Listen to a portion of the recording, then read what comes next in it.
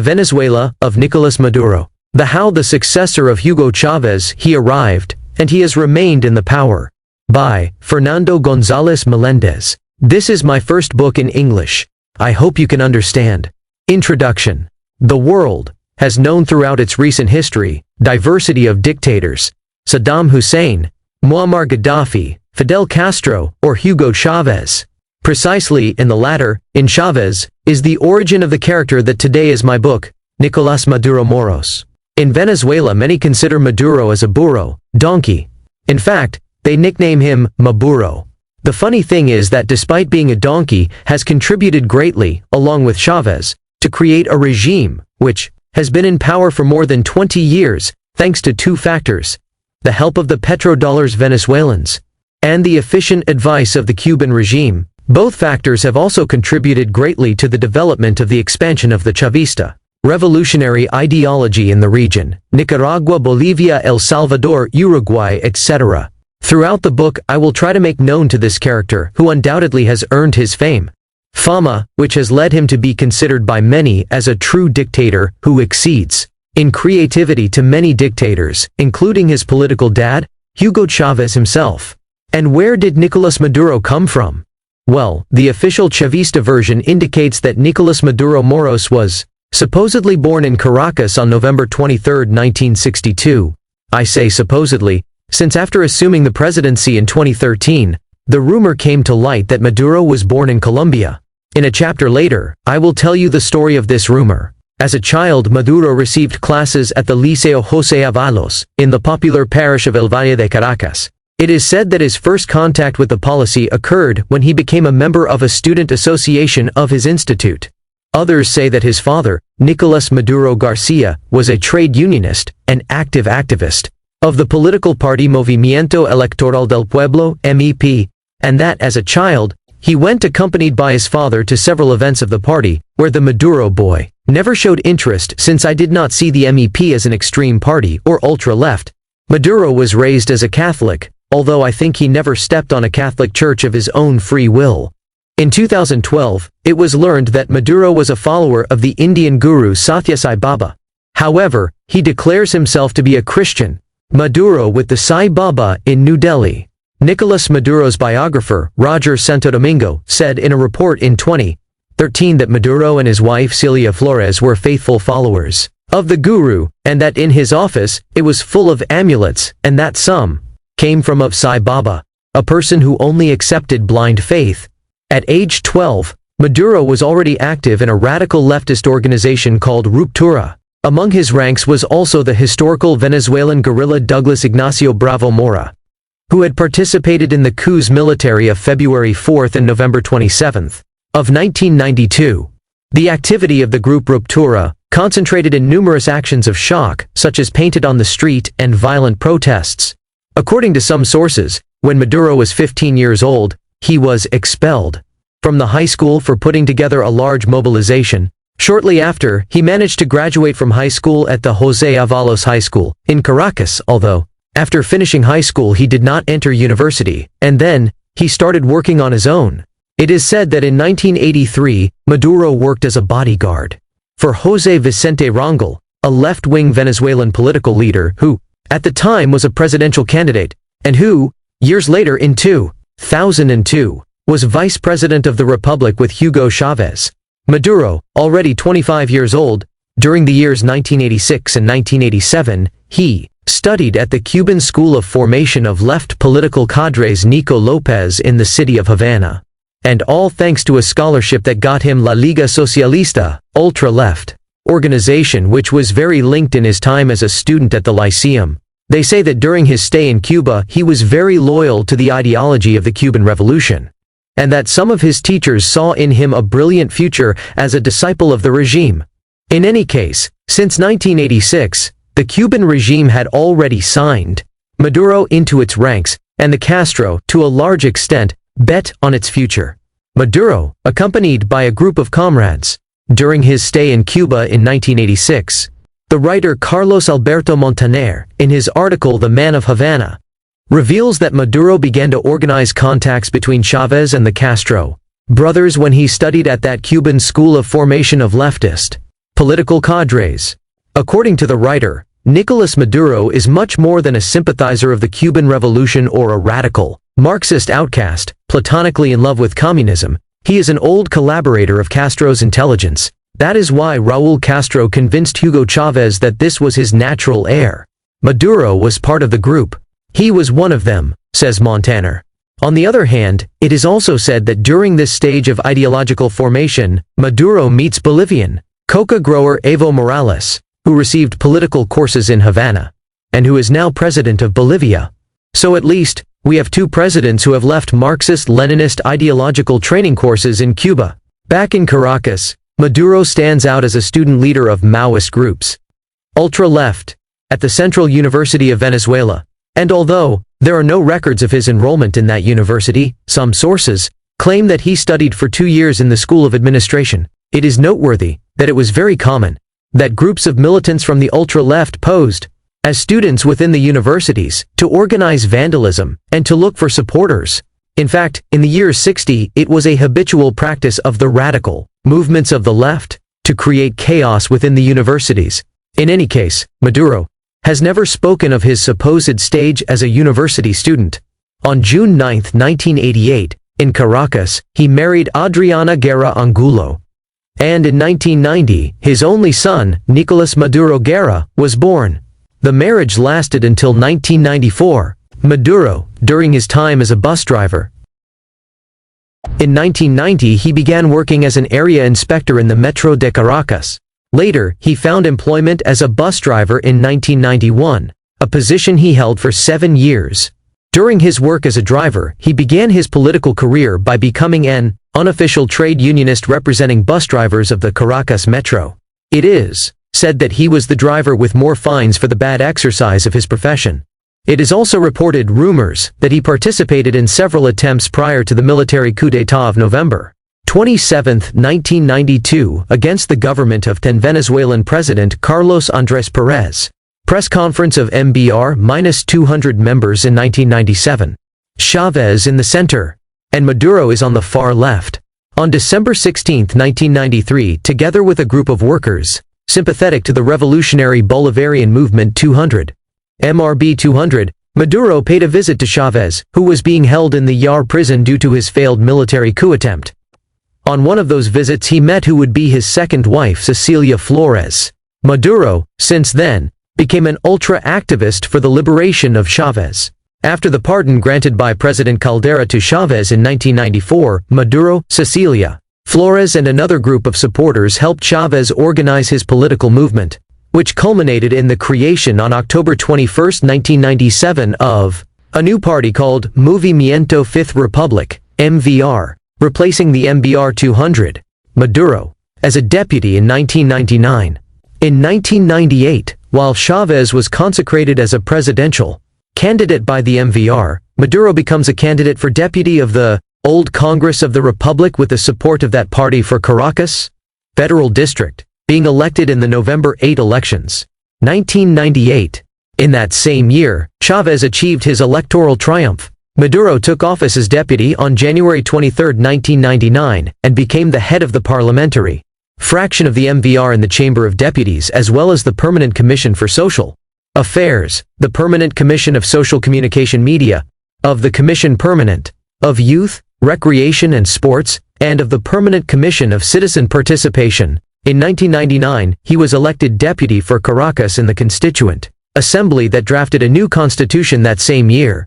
In the Constituent, Maduro presided over the Commission of Citizen Participation of said parliament and later was elected deputy to the National Assembly of Venezuela (NAV) in the elections of July 30, 2000 by the MVR. In the NAV he chaired the Permanent Commission for Integral Social Development. From August 14, 2000 until January 5, 2005. On January 5, 2005, he was elected to preside over the NAV. Maduro in his time as President of Parliament in 2006. Maduro was re-elected in the legislative elections of 2005, being appointed as President of the Parliament, and, in August 2006, he leaves the NAV to later occupy the position of Minister of Popular Power for Foreign Affairs. Curiously, and I say curiously, after leaving the parliamentary activity his wife Cecilia Flores was in charge of replacing him in his previous high parliamentary position. The minister Maduro. Maduro holds his ministerial position until the beginning of 2013. During his tenure he worked in integration organizations such as the Community of Latin American and Caribbean States, CELAC, the Bolivarian Alliance for the Peoples of Our America, ALBA, the Union of Nations South American, UNASUR, the Common Market of the South, Mercosur, and Petrocaribe. Maduro accompanying Chavez at a summit as chancellor. In the case of CELAC, ALBA, UNASUR, and Petrocaribe, Maduro, as Minister of Popular Power for Foreign Affairs, Chancellor, contributed greatly to consolidate these bodies, since the Venezuelan government, with its petrodollars, he dedicated to fund electoral campaigns and to mount and to consolidate allied governments in the region. And of course, thanks to the petrodollars, the vast majority of countries that made up these organizations had pro-Chavez governments. In short, Chancellor Maduro defended the positions of the Chavez regime in the United Nations, UN, and the Organization of American States, OAS, work to extend ALBA and its cooperative network of interstate consortiums of oil, prepared the Caracas summits that launched the UNASUR in 2007 and the CELAC in 2011, and was behind anti-imperialist alliances as controversial as the one established with Iran. In the bilateral chapters of the continent, the special strategic relations with Cuba stood out. That being Maduro a man very much liked by Havana, they could only go deeper. These relations consist of a commercial exchange, the best known being the sending of thousands of doctors without professional training, and Venezuela in exchange gives millions of barrels of oil. In addition, there are Cuban personnel working in strategic government facilities, such as airports, military installations, refineries, etc. Since the arrival of Chavez, the Cuban presence has been on the lookout. And with Maduro, it was accentuated much more. To give an idea of the Cuban business in Venezuela, already in 2003, Chavez signed an agreement with Cuba for the issuance of official identity documents, in the deployment of the identity mission which massified the issuance of identity cards in the months leading up to the referendum. 2004 recall.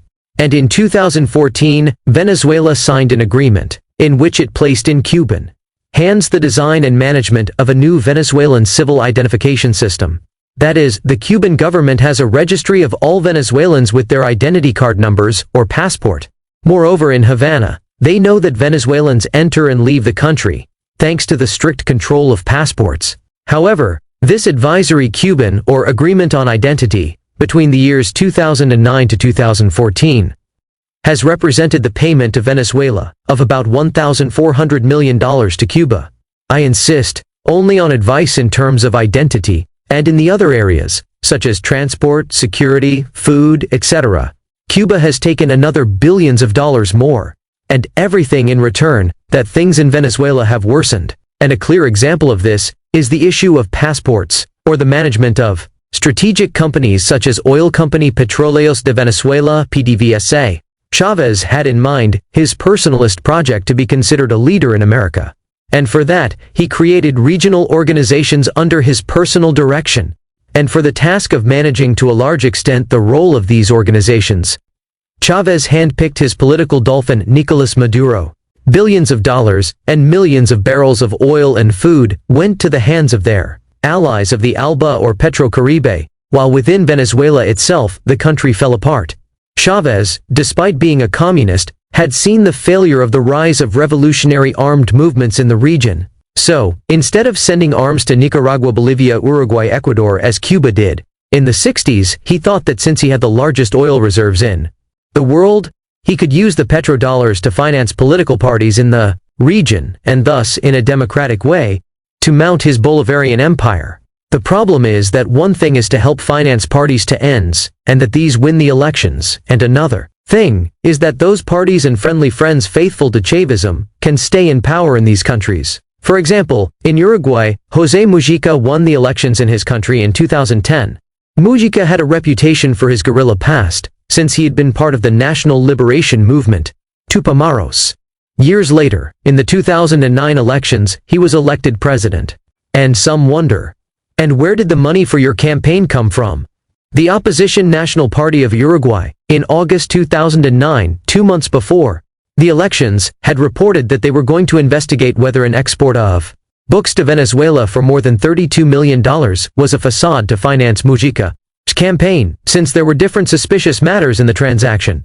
According to the investigation, it was indicated, for example, that the cost of each book would have been less than $10 and sold at about $498. So we have a difference close to $30 million in this operation. Something which is totally unusual in what has to do with business of any kind. To all this is added coincidence that the company that made the business, Applizer S.A., was founded a year earlier by a cousin of Senator Lucia Topolansky, wife of José Mujica and Hugo Chavez. In short, since the arrival of Uruguayan leftist forces in 2005, the commercial exchange between Caracas and Montevideo skyrocketed almost 1,500% to some $741 million in 2009, according to official Venezuelan figures. Almost 100% of Venezuela's exports correspond to energy products, including more than 40,000 barrels of oil per day, while Uruguay sends in exchange dairy products, beef, and medicines. So, there is no doubt. Ask yourself, how much of those petrodollars sent by Chavez was destined to illegally finance the campaign of Mujica? By the way, to this day, I have not seen the first medication in a Venezuelan pharmacy with the Made in Uruguay label. And behind the signing of all those agreements for the delivery of oil trade or the sending of black money to finance electoral campaigns in other countries, without a doubt, Foreign Minister Nicolás Maduro played a key role. In fact, Chavez had designated him precisely for that purpose, to create a network of corruption on a large scale in all the countries of the area with the sole purpose of assembling and consolidating friendly governments loyal to the Bolivarian Revolution. Chavez, Evo, Lula, and Correa. As for Bolivia, Evo Morales became president in January 2006. His previous life was linked as an active member of a union of coca growers. Thus, what could be understood, that part of their financing of their political life is closely related to sectors linked to the production of coca in that country. And to this, also, the possible financing from Venezuela is added.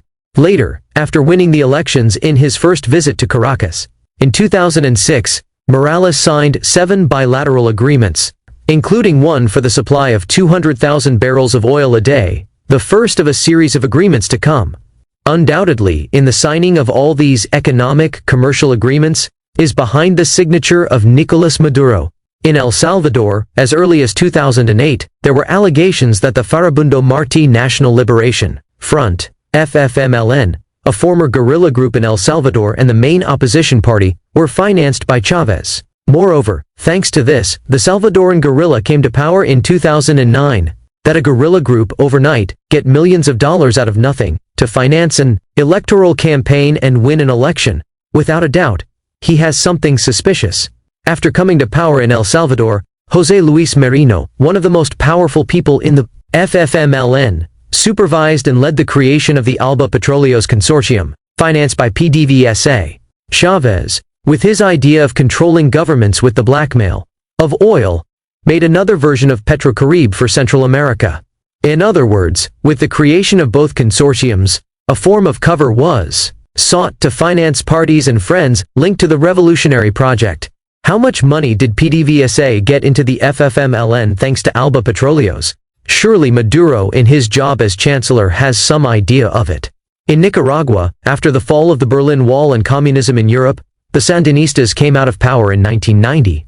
They had come to power in 1979 after a bloody civil war, with support and funding from Cuba. Its leader Daniel Ortega, after the triumph of Chavez, saw the opportunity to regain power. So, in 2006, he returns to power, and today, Nicaragua lives a kind of internal civil war, where the Sandinistas oppress the people. In April 2018, protests erupted in the country, with a balance of more than 400 deaths until the month of August 2018. Regarding the dependence on Venezuela, well, it should be noted that the first act of Ortega's government after his election was to incorporate Nicaragua to Alba and Petrocaribe, signing an agreement where PDVSA committed to cover all fuel needs of Nicaragua at subsidized prices, 50% of the invoice, to be paid in 90 days and 50% to a term of 25 years, with 2 of grace and 2% of interest. Additionally, for the application of the agreement, they opted for a curious modality, where PDVSA decided through a private transaction to deliver 50% of that oil supply to the Caja Rural Nacional Caruna, a cooperative controlled by the Sandinista Front, Chávez and Daniel Ortega. The agreement represented abundant additional resources for Nicaragua, more than $3,654 million between 2007 and 2016, according to official figures. And all thanks to Petrocaribe. Currently, the opposition in Nicaragua accuses the Sandinistas of receiving millions of dollars from Petrocaribe, which had been used to finance 2 re-elections of Ortega in 2012 and 2017. How many millions of dollars were allocated from Venezuela for the victories of Ortega? Sure that Maduro has some idea of it, since part of his work as chancellor from 2006 to 2013 was to negotiate agreements to help its allies in the region.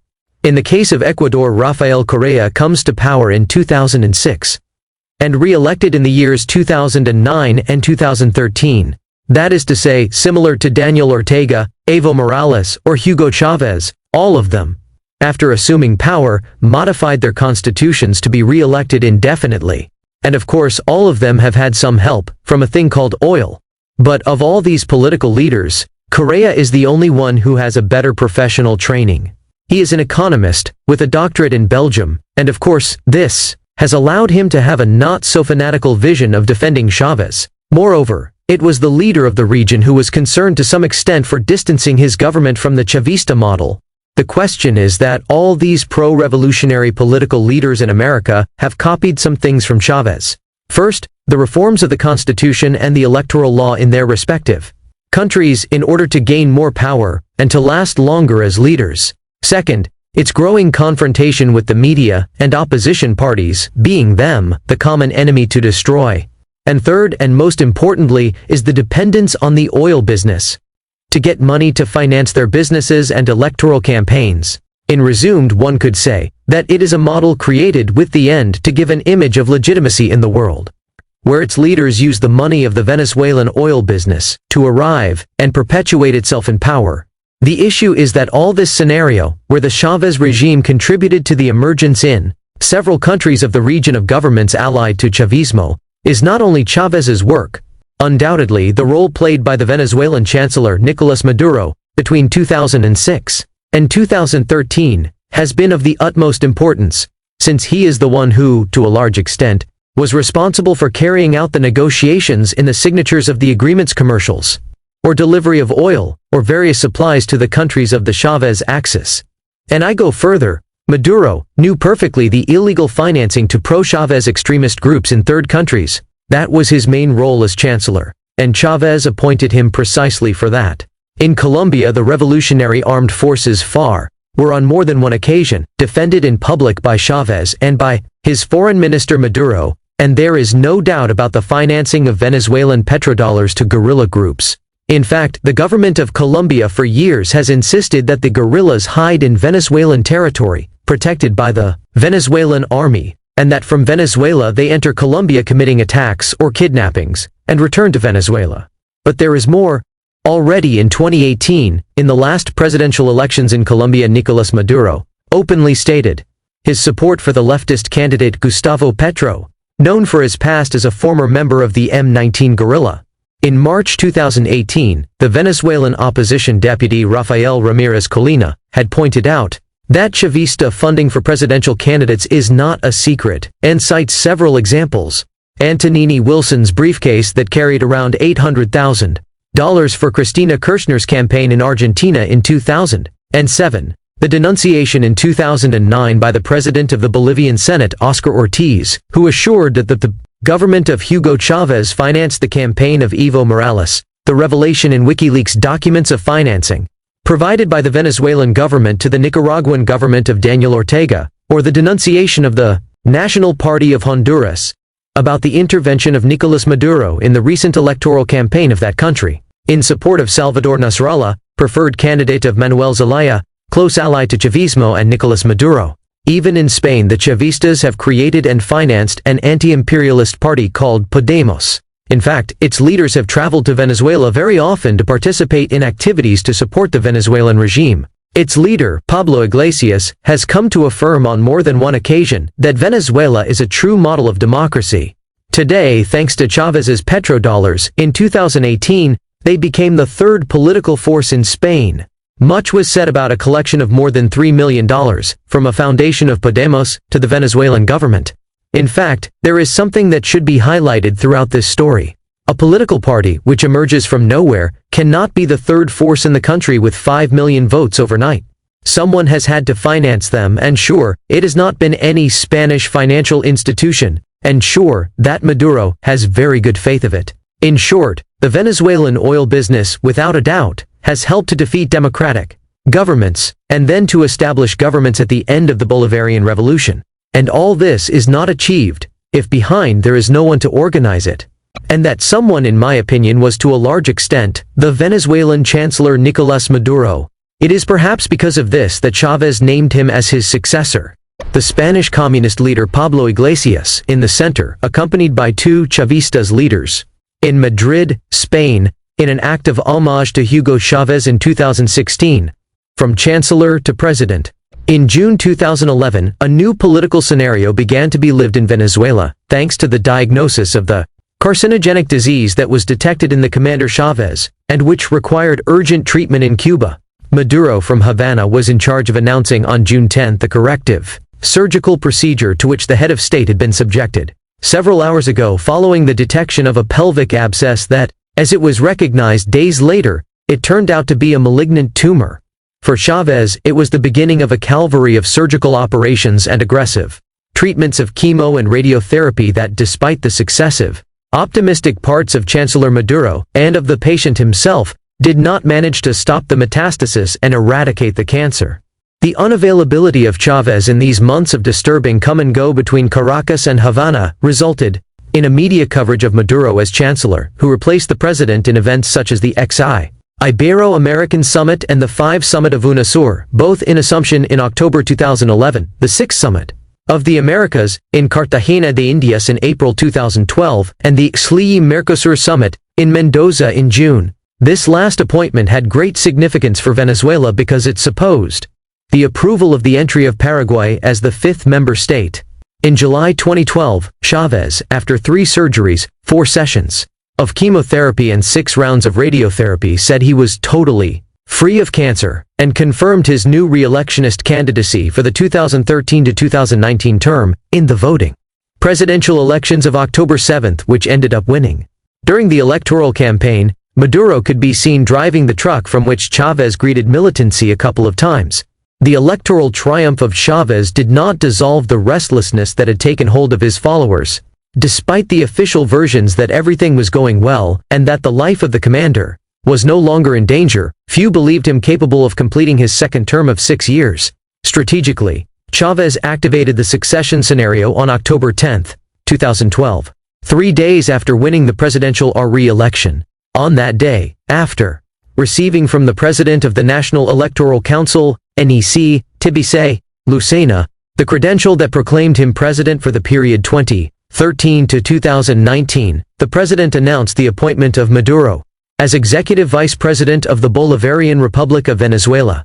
As an informal presentation of his 8th vice president since 2000, Chávez stressed that Maduro had been a great public servant on different battlefronts, and with laudatory irony said of him, "Look, where is Nicolás, the autobusero?" Nicolás was a bus driver in the subway, and how they have made fun of him, the bourgeoisie mocks. On November 23, 2013, Maduro turned 50 in the midst of a new wave of rumors about Chávez's state of health, which had not appeared in public for several days. The vice president skipped the Ibero to American summit, held in Cadiz on the 16th and 17th on behalf of Venezuela, was the vice chancellor for Europe, Temir Porras Poncelion, but did not miss the 6th summit of UNASUR, in Lima on the last day of the month. In between, on November 28, Chávez returned to Cuba to begin a special treatment, consisting of several sessions of hyperbaric oxygenation and physiotherapy. At dawn on December 7, Chávez, with a healthy and cheerful appearance, was back in Caracas. After him, on the runway of the Simón Bolívar International Airport in Maiquetía in Caracas, immediately after the commander's daughters, he appeared descending the steps of the Nicolás Maduro plane with a smiling face. On the following day, from his office in Miraflores, with a more serious tone, flanked by Maduro on his left and by Diosdado Cabello Rondon, the president of the National Assembly, on his right, Chávez transmitted a momentous message to the nation. First, he revealed that he had been found new malignant cells in the exhaustive review carried out in Cuba, and that the recurrence of the cancer required his return to Havana in the next hours to be intervened without delay in what would be his fourth surgical operation since 2011, for which he requested the Assembly authorization to be absent again. Given this situation, President Chávez for the first time evoked the scenario of an irreversible disability and pointed to his vice president to supply it, if, as the Constitution says, some circumstance arose that would disqualify me from continuing in front of the presidency of the Bolivarian Republic of Venezuela, either to end the few remaining days of the 2007 to 2013 mandate, and above all, to assume the new period for which I was elected, if something should happen, I repeat, that disqualified me in some way. Nicolás Maduro not only in that situation must conclude as the Constitution mandates the period, but my opinion firm, full, irrevocable, absolute, total, is that in this scenario, which would force to convene presidential elections, you choose Nicolás Maduro. As President of the Bolivarian Republic of Venezuela, I ask you from my heart. According to Chávez, Maduro's election was justified, since he is a full-fledged revolutionary, a man of great experience despite his youth, a great capacity for work, for conducting groups to handle the most difficult situations. He is one of the young leaders with the greatest capacity to continue, if I could not, with his firm hand, with his gaze, with his heart of a man of the people, with his gift of people, with their intelligence, with the international recognition that they have earned, with their leadership in front of the presidency of the Republic, leading together with the people and subordinating to the interests of the people the destinies of this country. Moment when Chávez announces his successor, Nicolás Maduro, who is sitting next to him. With these solemn words, Chávez designated Maduro, who listened to the words of his superior with a serious gesture. Maduro, it was designated as will be the responsible person in charge of exercising the presidency in case of Chávez do not assume as president before or after January 10, 2013, the day that would begin the 6-year mandate granted by the October elections. Additionally, Maduro would be the candidate to succeed him if presidential elections were to be held within 30 days. It was his reading of Article 233 of the Constitution which established the mechanism of succession of the President Chávez in cases of death, resignation, abandonment of office, dismissal by sentence of the Supreme Court of Justice (TSJ), popular revocation of the mandate, or physical or permanent disability mental. However, the same article in its second paragraph stated that in case of absolute lack of the president as an elected or re-elected before taking office, the functions of the head of the state fell temporarily to the President of the National Assembly, Diosdado Cabello. The legal framework generated ambiguity and Chavismo opted to support the first interpretation of the law, clearly to save Maduro. It is important to highlight that the provision contained in Article 229 prohibit an executive vice president in exercise, Nicolás Maduro, to run for president of the Republic. On January 10, 2013, Chávez had to be in Caracas, swearing in his position as re-elected president. The issue is that he could not attend since he was being held in Cuba, undergoing another medical treatment to face the cancer he suffered. On the 10th, the followers of Chávez took to the streets to defend the Constitution, and that from that day on the government was still in office with Vice President Nicolás Maduro at the head, on the principle of administrative continuity. For their part, the opposition parties insisted that in the absence of Chávez, there is a temporary absence from office, and that this should be assumed by Diosdado Cabello. The problem is that it was the desire of the Supreme Commander, and so it rains, thunder, or flashes, Maduro is the substitute, sworn in or not, legal or not, and point. On March 8, 2013, Maduro swears in the position. He is accompanied by Diosdado Cabello. But there is not all the history left. When Chávez died on March 5, Maduro took office 3 days later as head of state and government as president in charge of Venezuela until the presidential elections. Faced with this situation, national and international personalities denounced that, according to the provisions of Article 233 of the Chavista Constitution, it was not Maduro who should assume the charge but Cabello. However, on March 8, 2013, the Chavista Constitutional Chamber of the TSJ decided that Maduro's oath of office as president in charge was appropriate. So that before the decision of the Supreme Court, the opposition had to give in its constitutional right to place the ultra-Chavista Diosdado Cabello in president. Chávez's death. On the death of Chávez, I had never seen so many stories, hypotheses, versions. There are those who persist that the date of his death is not the one that the government made known. In fact, in my opinion, Maduro, for security reasons of transfer of power, did not give a date until he saw that he had everything under his control. So on March 5, 2013, on radio and television, confirmed the death of its revolutionary leader. A few months before, on December 8, 2012, Chávez announced in Caracas that he is returning to Cuba to continue treatment for cancer and urges the country, which faced with its possible lack, elect Nicolás Maduro as president. In March 2012 he returned to Cuba again, and spent almost 3 months in the Center for Medical Surgical Research, CEMECU, in Havana. From his stay there, he wanted to hide everything about his condition or treatment. In fact, the government never got clear what kind of cancer Chávez had, where in his body he is located, and how developed he was when he was detected. Many people rumored that he had already died. After these rumors, the Venezuelan government on February 15, 2013, brought to light about 4 photos, where Chávez was accompanied by his daughters, while he was bedridden. A lot of controversy occurred about those photos, since the president was seen holding a Cuban newspaper with a date on the cover, with the idea of proving himself that he was still alive. There are those who have stated that the photos were faked, and that on the image of the newspaper, they placed another manipulated image, with a much later date. In February 2013, without informing anyone of his travel plans, and in the middle of the night, Chávez returned to Venezuela, and was admitted to an army hospital in Caracas. From that return there are no photos, videos, showing that after his arrival in the country, he was alive. And how was it that people heard about his arrival? Well, it was by means of a very short written message, which supposedly he had hung on the networks, 2 hours after his arrival. On this fact, for some surprising, there is the antecedent that during the previous 69 days, Chávez did not make any public appearance, nor was evidence revealed about his health since his last operation in Havana. One of the alleged photos of Chávez in Cuba accompanied by his daughters. Of that arrival, there are some anecdotes.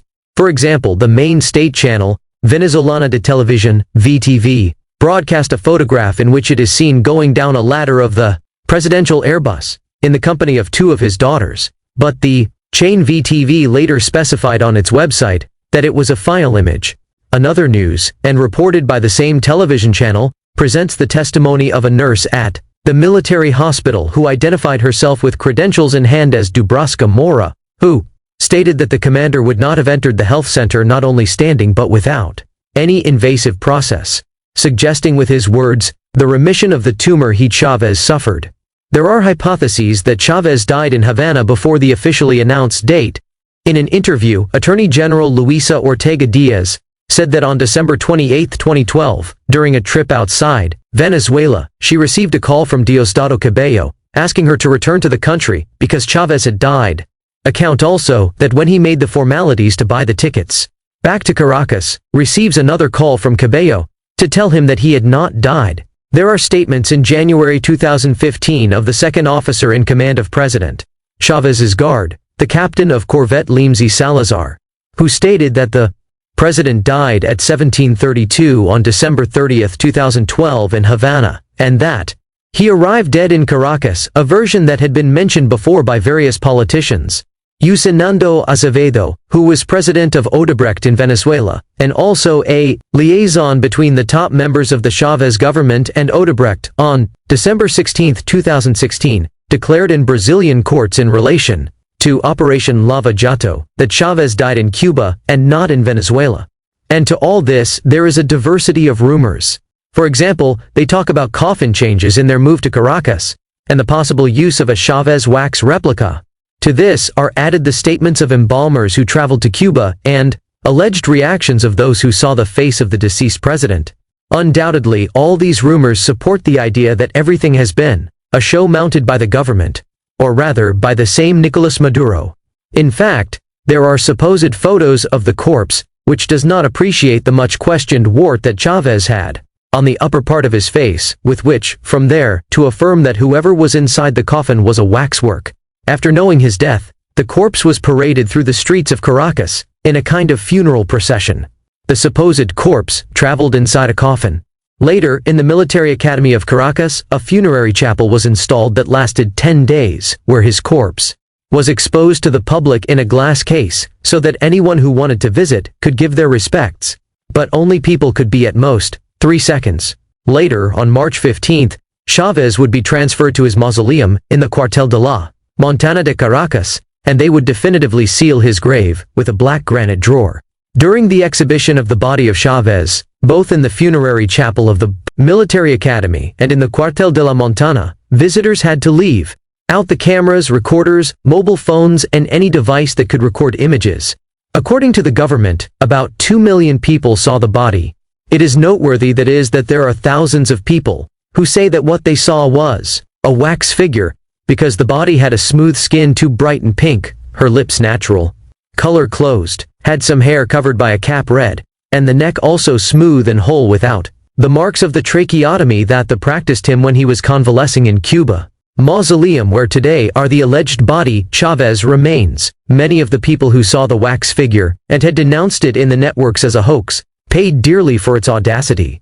This is the case of the tweeter Lourdes Ortega, who for saying in her account Chulilu I do not know but turned into wax was arrested for 24 hours on orders of Maduro. The excuse for his arrest was because Ortega intended to destabilize Venezuela with those comments. In short, for many, the truth is that Chavez they took him ill to Cuba. Since for many communists, Cuba is the miracle of medicine. And in the end, the president acquired a lung infection during his treatment in the so-called medical paradise, which would lead to his death. Before the death of the commander, Maduro took place, an entire plan was set up with his official version of events, for him to be able to take over without problems, and without enemies in sight, the power inherited by Chavez himself, that he had chosen him as his successor. One wonders, what was the participation of the Cuban regime, since without doubt, Raúl Castro was interested in having his strong man Maduro defending the interests of Havana in Caracas.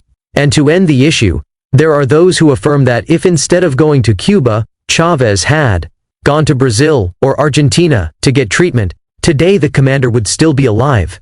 The electoral fraud of 2013. Many had criticized the official date of death given by Maduro as well as his temporary appointment as president in charge, with which for many, especially for the opposition, the fact that Maduro called presidential elections on day 14 did not have much of a certain legality. For this call, almost 19 million people are called to the polls. They vote about 15 million, with a participation of 79%. And the expected result is the victory of Maduro by 50.61% against his opponent, Enrique Capriles, who got the 49.12%, a result catalogued by many as of infarct. In the campaign of these elections, he highlighted the great inequality in terms of excessive government control over the media, giving a disproportionate amount of television space to Maduro, with practically no space for opposition. The government unleashed a genuine negative campaign against Capriles.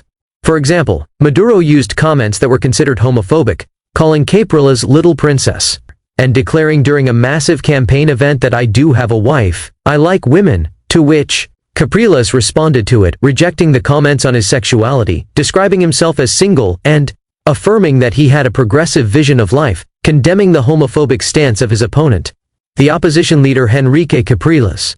Capriles declined to sign a document of the National Electoral Council (NEC), committing to recognize the result as he did before the elections on October 7, pledging instead to respect the popular will. Diosdado Cabello, a Chavista leader, had presented a series of supposed evidences, with telephone recordings, emails, and other documents, supposedly showing that the opposition planned not to recognize the electoral results. On April 12, Vice President Jorge Arriaza announced on national television that the government had arrested 2 Colombians who had presented themselves as Venezuelan military officers and had tried to interrupt the elections. And additionally, Arriaza claimed that they located a cage of weapons, which is linked to Salvadoran mercenaries, which the government had previously accused, of conspiring to kill Maduro. On the night of April 14, after knowing the results, Capriles ignored the official bulletin issued by the NEC and called for a total count of the votes since, according to his campaign command, had detected at least 3,500 alleged irregularities during the voting process.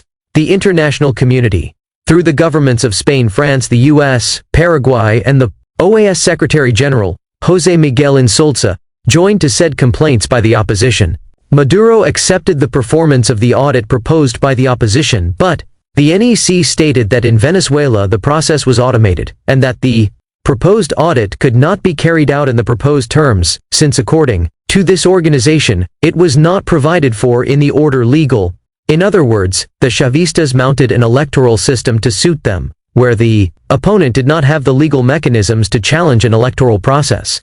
On April 17, Capriles submitted his application formally, with all the corresponding complaints, and the request for the total verification of the minutes. The NEC met for hours that same day, until accepting the verification in the second phase of 46% of the non-audited voting urns at random at first.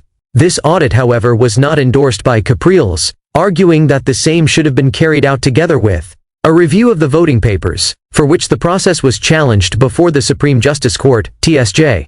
On June 11, 2013, the NEC announced the completion of the audit, supporting the victory of Maduro. So one of the hopes that the opposition had was to wait for the Chavista. TSJ will fix a position which was known on August 7, 2013, announcing that unanimously they declared inadmissible all the impugnments to the results of the April 14, 2013. And what other option was left to the opposition? On September 9, 2013, they presented the impugnment to the elections before the Inter-American Commission on Human Rights, CIDH. It was useless, since a day later, the Chavista government had formally abandoned that institution, in prediction that, if at some point the CIDH condemned Venezuela, then, as the country is no longer part, is not obliged to accept anything. And while that panorama was developing with accusations of conspiracies and electoral fraud, the Venezuelan on foot began to suffer with more rigor the scarcity of food, medicines, and insecurity in the streets. The increase in the murder rate was higher than ever, considering Caracas, the most violent city in the world. The Colombian origin of Maduro. As for the legitimacy of Nicolás Maduro as head of government, there is a very interesting story. After assuming the presidency, the rumor spread that he was born in Colombia. In Venezuelan law established that to be president, only citizens born in Venezuelan territory could apply. The issue is that all this erupted months after taking office, and of course, from there, much has been written about the origin of Nicolás Maduro. It has been said that she was not born in a maternity, and that she was born in a private house, for which reason there are no records in the maternity wards of her birth. Representatives of the opposition have traveled to Colombia to investigate the past of the Maduro family. It is known with certainty that the father, Nicolás Maduro, the mother, Teresa de Jesús Moros Acevedo, and the sister of the president, María Teresa de Jesús Maduro Moros, are Colombians, and Maduro being child, he lived and studied in Colombia. On July 29, 2013, Guillermo Coches, former ambassador of Panama to the Organization of American States, OAS, showed in the Colombian TV program NTN 24 the birth certificate of the president, and it showed that Nicolás Maduro was born in the Colombian city of Cúcuta. And Maduro, what did he say to all this? For his part, nothing, but his high Chavistas comrades have run various picturesque versions. In one of them, it is indicated that the register where the birth appears was burned, for which reason there is no official document. It is also said that he was not born in a maternity, if not in a private house in Caracas. The question is that there are those who give two different places of birth within Caracas. A mystery.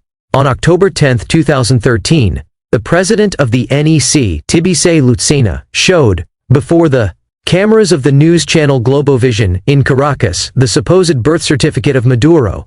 Lucena had pointed out that in said birth certificate, belonging to La Candelaria parish in Caracas, it is explained that Nicolás Maduro was given birth in a Caracas polyclinic.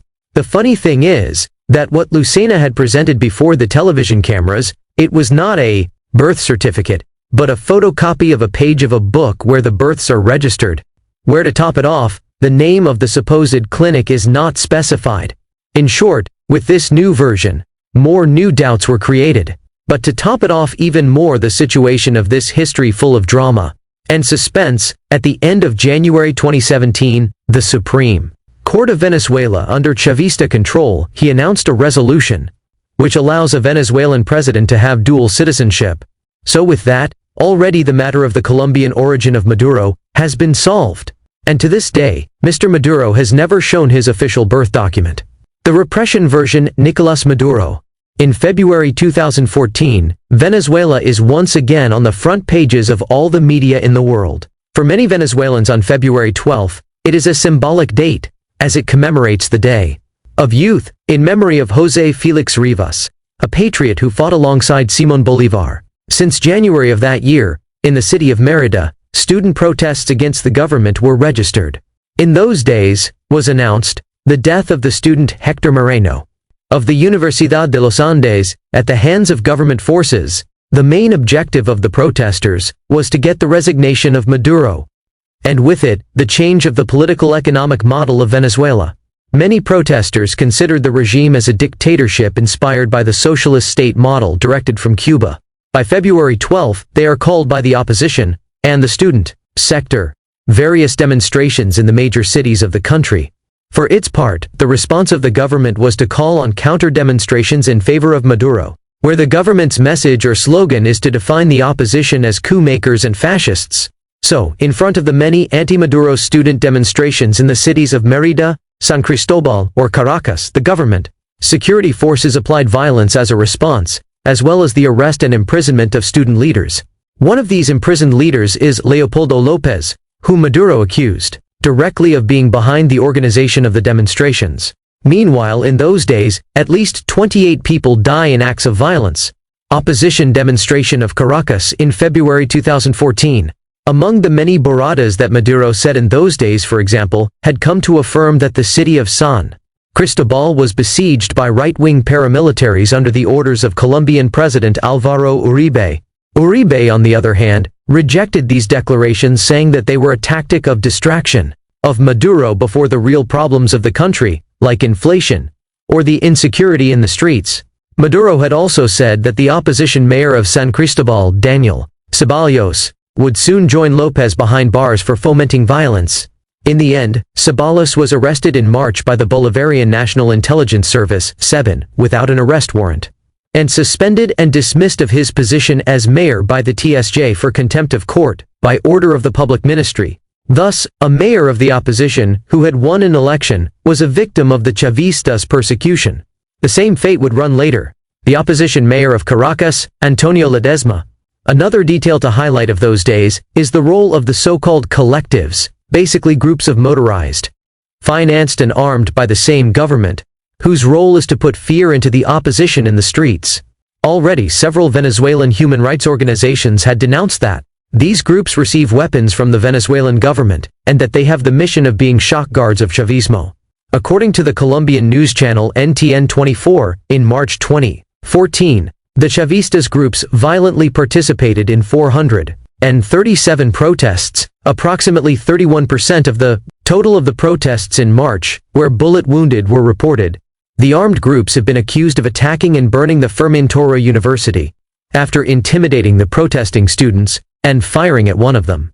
For its part, Amnesty International reported that in those days of February, they had received reports of the use by state security forces of rubber bullets and tear gas fired directly at demonstrators at close range and without warning, and that these practices violate international standards and have resulted in the death of at least one demonstrator. To all this, a report of the Venezuelan Criminal Forum is added, where it is indicated that for those dates, there had been registered 18 cases of torture to detainees.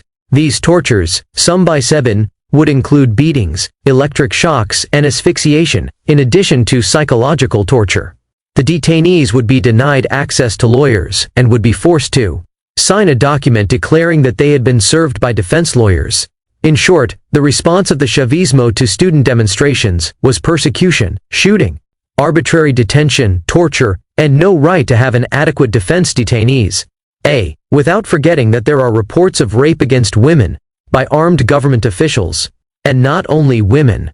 In those days the case of Juan Manuel Carrasco was reported, beaten, and sexually violated by officials of the Bolivarian National Guard, GNB, who according to forensic evidence made after the fact, corroborate the violation, denying the general prosecutor of the Chavista government which did not recognize the facts. The hunger business in Venezuela, as a way to consolidate the Bolivarian revolution. Regarding the issue of the economy in 2013, according to the figures of the Central Bank of Venezuela, BCV, the country recorded the highest inflation in the world, exceeding 50%. Companies like Toyota closed their facilities, as well as many others, as is the case of companies various pharmaceutical, food, agricultural, etc. The reason for these closures is thanks to the Chavista policy of destroying the productive apparatus of the country, with the sole purpose of confiscating all that, which the same regime has led directly to bankruptcy. The ridiculous aspect of this policy of confiscation is that Maduro believes, or tries, to make his followers understand that confiscating something that has been ruined by the government itself can be profitable, and more so when it delivers the management of those companies to people who do not have the slightest idea to manage a company. And as it will be understood, the logical result in all this is that the large amount of money that the government has invested to supposedly reactivate a bankrupt company is more corruption and waste of money, while the ordinary people every day passes more hunger, since the companies of the alimentary sector have closed, or rather have been forced to close before the terrible economic management of the state. According to the Federation of Chambers of Commerce of Venezuela, Fedecamaras, in 2014, the debt in dollars of the government, with the private sector of laboratories and the pharmaceutical industry, is of $2,300 million. And as with that productive sector, it happens the same in all other sectors of the country. In 2014, Venezuela suffered its highest food shortage in 5 years, with 26%. And Maduro's response to the problem is accusing various companies of hoarding food.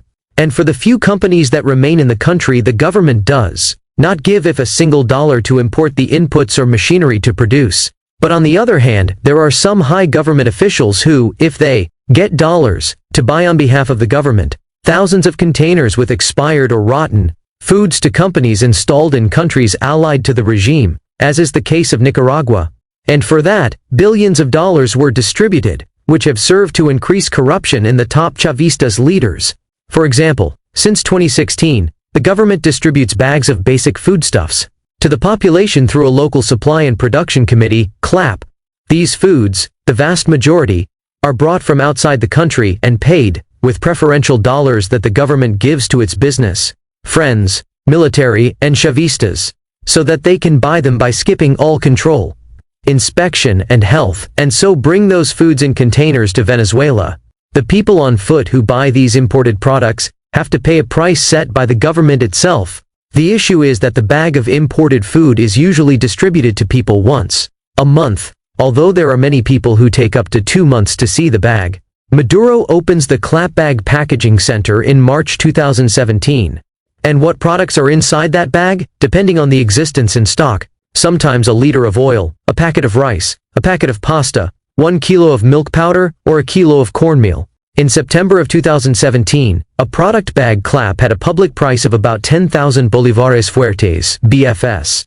It is worth noting that with the exchange control system that was in effect for that date in the country by the same government, the price of the currency for the purchase of food at preferential rate was 10 BFS to the dollar, which reveals the incredible level of corruption of the Clap. To have an idea, a box or bag of products for the government costs about $20. When dealing with food, the same government sets an exchange rate of 10 BFS per dollar, with which the real price of each bag or box is about 200 BFS. And in the end, the government sells it to people in 10,000 BFS. Now, multiply this profit by thousands and thousands of bags that have sold in a rationalized way, and to top it all, with expired or adulterated products. In short, the same government, through the Clap, have set up a very lucrative business, where some are filled with dollars when importing expired products with overpriced invoices, and others are filled with BFS, with a super speculation of the sale of expired products to the Venezuelan citizen of the street. One of the many protests about the poor distribution of Clap bags in Caracas. Not all bags reach their recipients.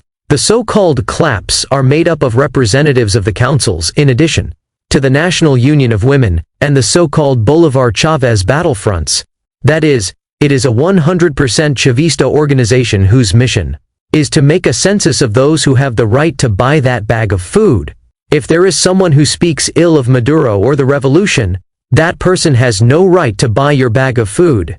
And the worst of all is that nobody controls how the distribution of these foods is made. In fact, there are managers of those CLAP who steal food shipments to do business in the black market, or go to the so-called bachaqueros, which are street vendors, who offer these foods at more than double the price fixed by the CLAP. And where did the food come from? Well, the Maduro government has given millions of dollars to their friends, so they can set up the business of their lives, bringing food from countries like Ecuador, Nicaragua, or Mexico to Venezuela. These are brought in containers in various vessels, which arrive at various ports in the country, and there they are unloaded and distributed to the CLAP. The problem is that this distribution is usually not very clear, and in the end, much of the merchandise is lost along the way, and it ends up in the hands of the speculators, friends of the revolution. It has also been the case that some containers are forgotten, and food simply rot. Or it has also been the case that other foods, after their arrival in the cities, have discovered that the expiration date expired, and have opted to overmark the dates, and pass them as healthy foods for human consumption, and all this without going through any type of sanitary control on the part of the Venezuelan authorities. And if you think what I said is little, well, here I tell you an anecdote. In 2018, an old lady known to my family, after doing a few walks, she was able to get some tuna cans who sold him the so-called bachaqueros. After arriving home, he saw that in the cans, they had their label with the name of the manufacturer, and saw that the product had been manufactured in Ecuador, but he could not see any expiration date, since it had been erased. When opening the first can, he found the surprise that, along with the tuna, there was an insect, whence the poor woman opted not to consume the product. And this example of the tuna can happens with the rest of the food. Another example is that the government brings milk powder from Mexico, and that milk does not have the minimum quality necessary for human consumption. A laboratory of the Central University of Venezuela UCV in 2018 made an analysis of several brands of milk brought from Mexico. According to the World Health Organization, a child, for its training and development, needs at least 1 glass of milk per day, with which it would provide the necessary calcium. Well, in that laboratory of the UCV, after the analysis, they came to the conclusion that for a Venezuelan child to have the necessary calcium levels, he would have to take more than 100 glasses of that Mexican milk. And all thanks to who? Well, thanks to the dollars that the government of Maduro gave to a businessman Chavista, who filled his pockets with one of the many scams that have been mounted, playing with the hunger and misery of the Venezuelan people on behalf of the Bolivarian revolution. Today, Venezuela has the highest rates of malnutrition in its history. And the unfortunate thing is that there are older people and children who die because of it, while the government continues in its campaign that the fault of the shortage is the fascist businessmen, or the bachaqueros, who they sell expired products brought in containers from abroad by the same government. Thousands of Venezuelans every day look for food in the trash. It seems that one of the strategies used by Chavismo to perpetuate itself in power is to make the people go hungry and misery, in order to control the people. In Cuba, the people of that country since the arrival of the communist revolution live depending on ration cards for basic products, soap, clothes, etc., and food, rice, meat, pulses, etc. The Cuban government is the one that establishes what amount of rice or meat every Cuban has the right to eat during a month, or how many shirts or shoes can be bought during a year. So, the population of that country depends their life of ration cards, while the communist regime tells them for 50 years that they go hungry because of the blockade of the U.S. Thus, Cubans have become accustomed to the idea that their government helps them to survive in the face of the demonized American blockade, while in the 5-star hotels of the island, tourists live in luxury, eating of everything without using a ration card.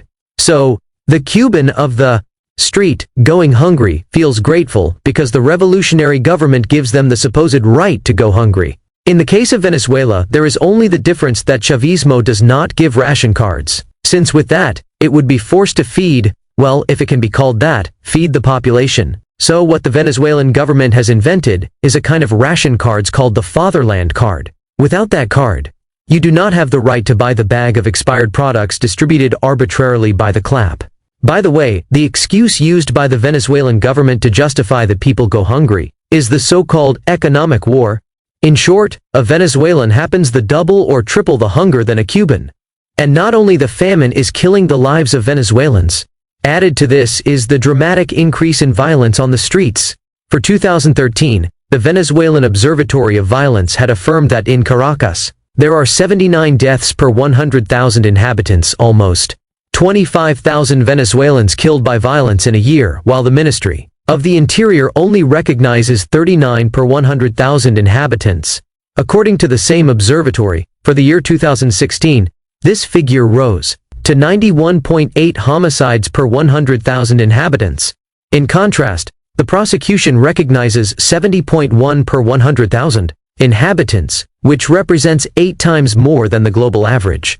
So, we find ourselves with the dramatic paradox that if in Venezuela they do not kill you to take off a pair of shoes, you die of hunger, malnutrition, or thanks to a disease like dengue. And what have the Venezuelans done to express their discontent in this situation?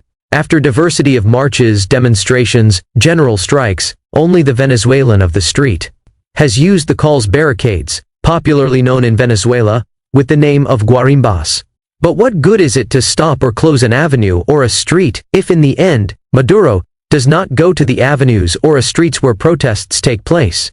In addition, the so-called guarimberos only have stones and sticks to face tanks and machine guns of the government police forces.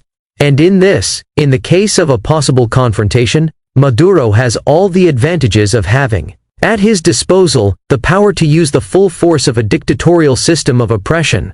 So, in 2018, we find that more than 2 million Venezuelans in less than a year have left the country tired of fighting, and hopefully both the government and the opposition take on the challenges to rebuild a country. Not only the government is the big responsible, the political opposition also has its great share of responsibility for not knowing how to use the appropriate mechanisms to get the Chavistas out of power. The Antonio Ledesma case. Antonio Ledesma, days before being arrested. In February 2015, the Maduro government accused the opposition mayor of Caracas, Antonio Ledesma, of planning a coup with the support of the U.S. On the 19th, he was arrested in his office by a Seban commando. The images of his detention were seen all over the world, thanks to the recordings of the surveillance cameras of the building where the raid took place. In short, another opposition mayor, in full exercise of his office, is arrested by the government. On the night of the same day, Maduro revealed that by order of the Attorney General, Ledesma is accused of being a participant in the so-called Operation Jericho, which sought to overthrow the government, being, according to complaints of the opposition, this the 12th attempt of coup d'état that the president denounces, after passing Ledesma held in a military prison, and then imprisoned in his own home. On November 17, 2017, he flees from Venezuela, having spent 1,002 days of detention. As for how Ledesma left the country, it is not very clear. He gave a version, for me, something not credible, where he indicated that in his escape by road, traveled 840 kilometers from Caracas to the border with Colombia, passing through more than 20 roadblocks, and helped by some Venezuelan military. But one thing if I can assure, for him to arrive in Cúcuta, Colombia, with a Venezuelan passport, he did not do it alone. I think that someone from the same government of Maduro put the escape plan in motion. Perhaps they planned everything up, with the idea of stopping it in the middle of the border, and thus telling the world that they arrested a dangerous conspirator. But as the government does all the wrong things, but very badly, the plan to stop a terrorist in escape, it got out of hand, and by some chance of fate, Ledesma was able to escape. Another thing that has caught my attention about this leak is how Ledesma was able to achieve something so difficult to obtain, as is the passport. As I have said before, since 2017 the government does not provide passports, which is a luxury item that is difficult to obtain. I insist, in principle, it would be even more difficult to obtain if the owner is imprisoned in his house for being an enemy of the government. In fact, and I am sure, the first thing that the government did when they detained him for the first time in 2015 was to take away and cancel his passport. One more case of the very rare things that happen in the country. The victory of the opposition and the creation of a Chavista parallel parliament. On December 6, 2015, elections are held to elect the parliament, after 16 years of control of the Chavistas in the National Assembly.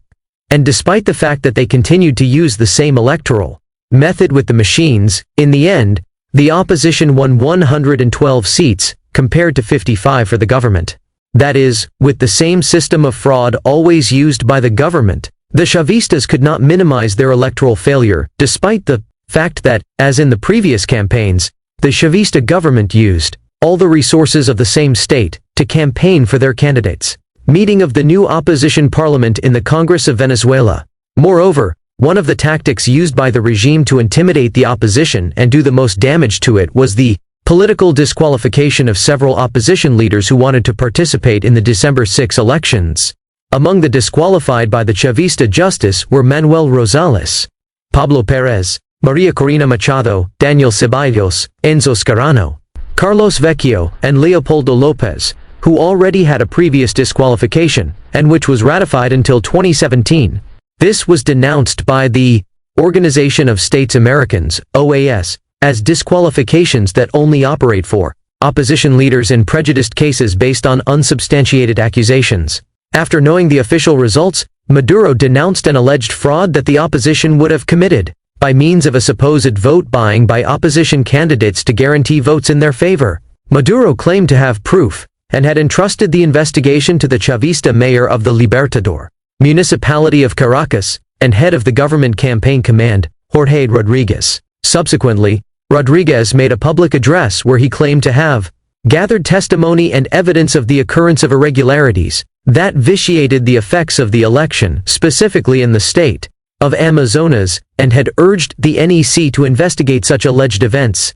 In short, the same Chavista government who created, developed, and controlled the electoral process now leaves with the story that there is a fraud, and that the result of the elections should be annulled in those regions of the country where the Chavistas were defeated.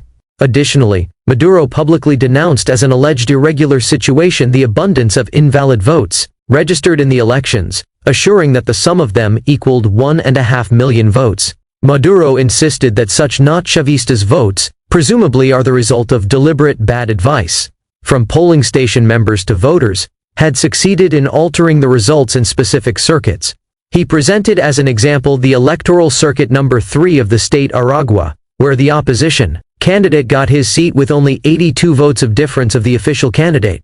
For electoral experts, the null votes could not be argued as nullity effects for the national election, firstly because the null vote is not a cause for objection. Likewise, the number of null votes denounced by the President Maduro was oversized, and according to comparative analyses of the 2015 election with other precedents, they did not represent a significant increase to be considered an irregularity. According to the individual analysis of the electoral circuits nationwide, the cases in which a candidate won with a greater number of null votes than the rival candidate were greater in favor of the ruling party than the opposition. Weeks after the elections, the opposition denounced that the TSJ wanted to impugn the electoral process in a number of districts. That affected some 22 elected deputies, and that additionally, they wanted to prevent the swearing in of said deputies.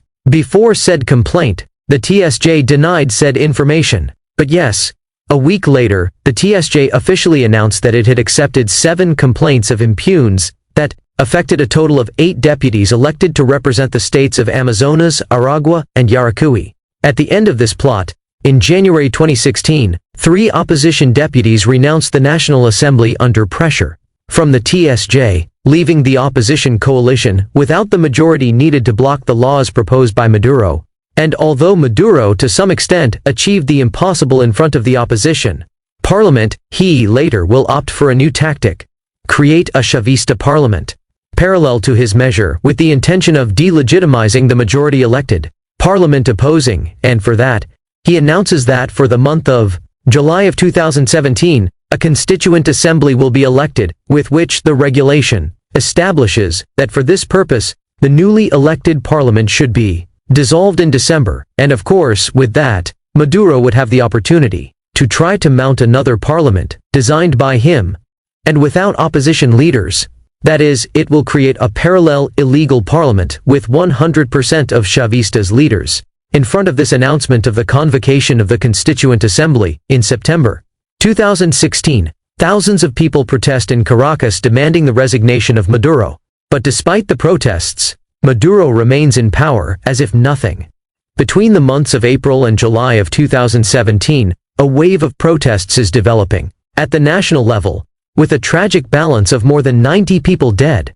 The protesters demanded advanced presidential elections and the suspension of the Constituent Assembly. Maduro's response was to order public employees to vote for the Constituent Assembly. The Chavista government slogan was, "Public employee who does not vote for the government, employee fired from office." Today, Venezuela has more than 2.8 million public employees, which means that Maduro has 2.8 million votes secured. And you will wonder why the country has the highest rate of public employees in the world? Well, very simple. The more employees you have, the more votes in your favor. To give you an idea that this is a Chavismo strategy, I am going to give you a dat. Since 1999, when the commander came to power, until 2015, the number of employees in the country increased by more than 100%. That is to say, the country with the Chavismo has more than double the number of employees. And with that, I insist, haven a direct guarantee of almost 3 million votes. Thus it is understood to some extent, as money is squandered in the country. By the way, I remembered an anecdote about public officials in Venezuela. In 1999, after the arrival of the revolution in a Venezuelan university, we wanted to make a study on why the racecourse in Caracas was the only racetrack in the world which produced losses, despite, supposedly, every weekend, millions and millions of bolívares were collected in bets. So they looked at figures of the staff that works there, and for example they saw that for the cleaning service, they had hired about 180 people. After doing a study on the real needs of personnel, they deduced that with 35 people, it gave more than enough to keep the facilities clean. That is to say, more than 140 people had been hired for this clean-up job. And if we see that this happens with the other jobs such as secretaries, security guards, etc., it could be perfectly understood, because it is the only racecourse in the world that has money lost. And the example of the Hippodrome of Caracas can be transferred to the rest of the state institutions. And thus we understand, because Venezuela has more than 2.8 million public officials. Another fact, Venezuela is the country with the highest positions of ministers in the world, with 34. Data of 2018.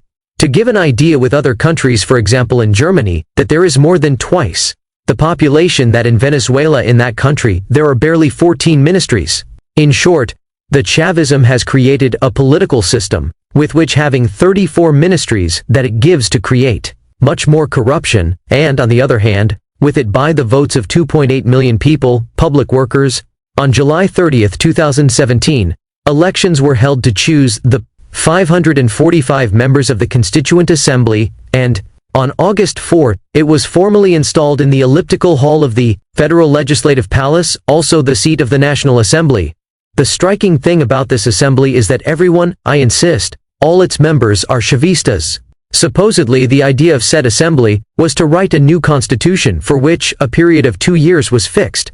An important detail in all this story of the Constituent Assembly is that the Chavista TSJ dictates the decision 156, by means of which, said Constituent Assembly attributes to itself the functions of the National Assembly, and extends the powers of President Maduro, according to the Constitutional Chamber until the situation of contempt persists of Parliament.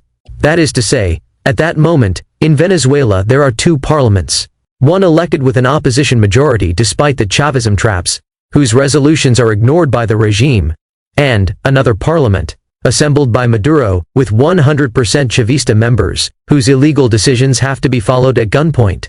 Installation day of the Chavista Constituent Assembly. And what have been the great achievements of the new Chavista National Constituent Assembly? On August 5, 2017, the dismissal of Attorney General Luisa Ortega Diaz, who was previously suspended by the TSJ, is decided. Given the dismissal, the National Guard prevented Ortega from entering his workplace. On August 16, 2017, German Ferrer, a Chavista deputy and husband of Attorney General Ortega, was removed the parliamentary immunity. on October 26, 2017, dismisses Isaias Rodriguez, who until then had the position of second vice president in the Chavista Assembly. This happened after Rodriguez gave statements in the middle of an interview broadcast by the Venezuelan news agency, AVN, where he acknowledged that the organism of which he was a part did not represent the solution to the social, economic and political problems suffered the country. On November 6, 2017, authorizes the prosecution of the opposition deputy and first vice president of the National Assembly, Freddy Guevara, a refugee in the Chilean embassy in Caracas, after the TSJ asked the organ to lift the parliamentary immunity. On November 8, 2017, they approved a law against hate. It establishes penalties of 20 years in prison, closure of media, and fines for companies and electronic media, among other sanctions. The law is controversial and has been criticized in Venezuela by various sectors of society, and in spite of the criticism both inside and outside of Venezuela's, it is still in full force. On August 7, 2018, parliamentarian Juan Requesens was accused, along with also deputy and former president of the National Assembly Julio Borges, both leaders of the opposition, of being allegedly involved in the famous drone attack against Nicolás Maduro. The following day, the General Prosecutor's Office asked the TSJ to issue a ruling to allow the removal of the parliamentary immunity of Requesens and Borges, which was carried out and sent to the National Constituent Assembly, who approved it. Finally, I have given a small sample of what the National Constituent Assembly has been, which has usurped the functions of Parliament, with violation of all national and international regulations, and has assumed full powers of the Venezuelan Parliament. And by the way, the gloomy thing about this whole story is that the authentic Parliament has been left in the background, and its decisions and resolutions are ignored by the Chavista regime. And if someone still asks if the Constituent Assembly is legitimate, well, here is one piece of information. Maduro was the one who decided to create it. And according to Article 300 of the Chavista Constitution, the president has only one role to propose it. And in the end, the town, with a consultation or referendum, is the one who decides whether or not convene and create such assembly. This was what happened with the previous 1999 assembly call. But to remove doubts to the vices of illegality, everything in Venezuela in the end is resolved with a decision of the TSJ, which has a peculiarity, due to the fact that all its members were hand-picked by the Chavistas. On June 7, 2017, the Constitutional Chamber of the TSJ dictated Sentence 378, where it decided that the president is entitled to convene a constituent without prior consultative referendum, since he acted in the name of the sovereignty of the people. In short, Maduro has more powers than his predecessor Chavez. Another detail of the history: the only theoretical role that a National Constituent Assembly has is to work on the drafting of a new constitution project so that later in a referendum, it is approved or rejected by the population. The issue is that since it was installed, its only work has been to issue unconstitutional laws, agree to prosecute opposition leaders, or dismiss senior state officials who are questioned for their loyalty to the regime. In short, the assembly has assumed the role of an inquisitor tribunal. Finally, I would like to make a kind of reflection with the case of the opposition deputy Julio Borges. Before his imminent imprisonment, Borges escaped to Colombia. On October 11, 2018, the Colombian government grants Borges refugee status. In short, another leader of the opposition, who will no longer be able to set foot in Venezuela. Opposition deputy Julio Borges. But unfortunately, all the opposition leaders have not had the same fate as Borges or Ledesma. 6 days before, on October 5, the opposition councillor Fernando arrived from New York, after denouncing the Chavista regime at the UN headquarters. As soon as he stepped on the ground at the Maiquetía airport in Caracas, he was arrested on charges of having participated in the successful drones attack against Maduro. He was transferred to the headquarters of SEBIN, and according to the official version of the government, the detainee requested to go to the bathroom on the 10th floor of SEBIN's headquarters, and then he threw himself from a window of said bathroom. So, the official version of the government is that the councilman committed suicide, after the denunciations of the opposition, where they emphasize that the detainee was tortured and murdered. Almost nobody believes the version of suicide, and more when there are contradictions in the official version of the government. The opposition councillor Fernando Some people say that there are no windows in the bathrooms on the 10th floor of 7. Given this fact, the Attorney General of Venezuela, the Chavista Tariq William Saab, presented a photo at a press conference, which shows the image of a window in a hall of the building. Saab claimed that the photo corresponds to the place where the councilman was launched. The issue is that with this photo, the first official version is contradicted, since that photo is not from the interior of the bathroom where the detainee had initially been thrown.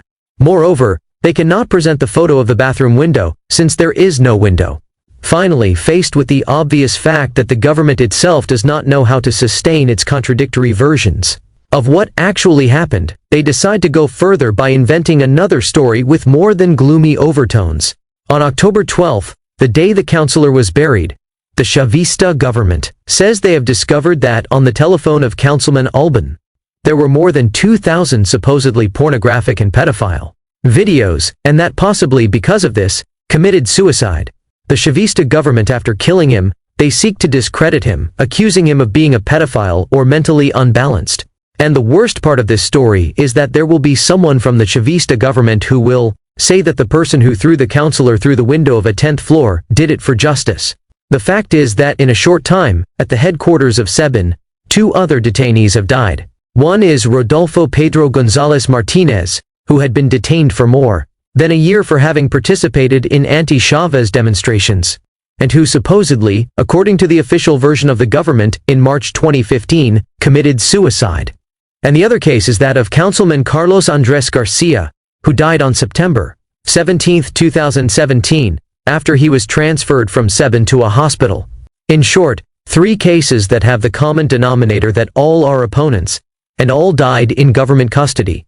And we must not forget that according to the Venezuelan Criminal Forum, until October 20, 18, only in Caracas, there were more than 250 opposition political prisoners in the custody of the government, and that they are in subhuman conditions. Because they do not have the basic rights to adequate attention to their cases, many of the detainees suffer physical and psychological torture, and to this it must be added that, being imprisoned in deplorable conditions, in unhealthy places over time they have acquired diseases, thanks in large part to the fact that they are poorly nourished.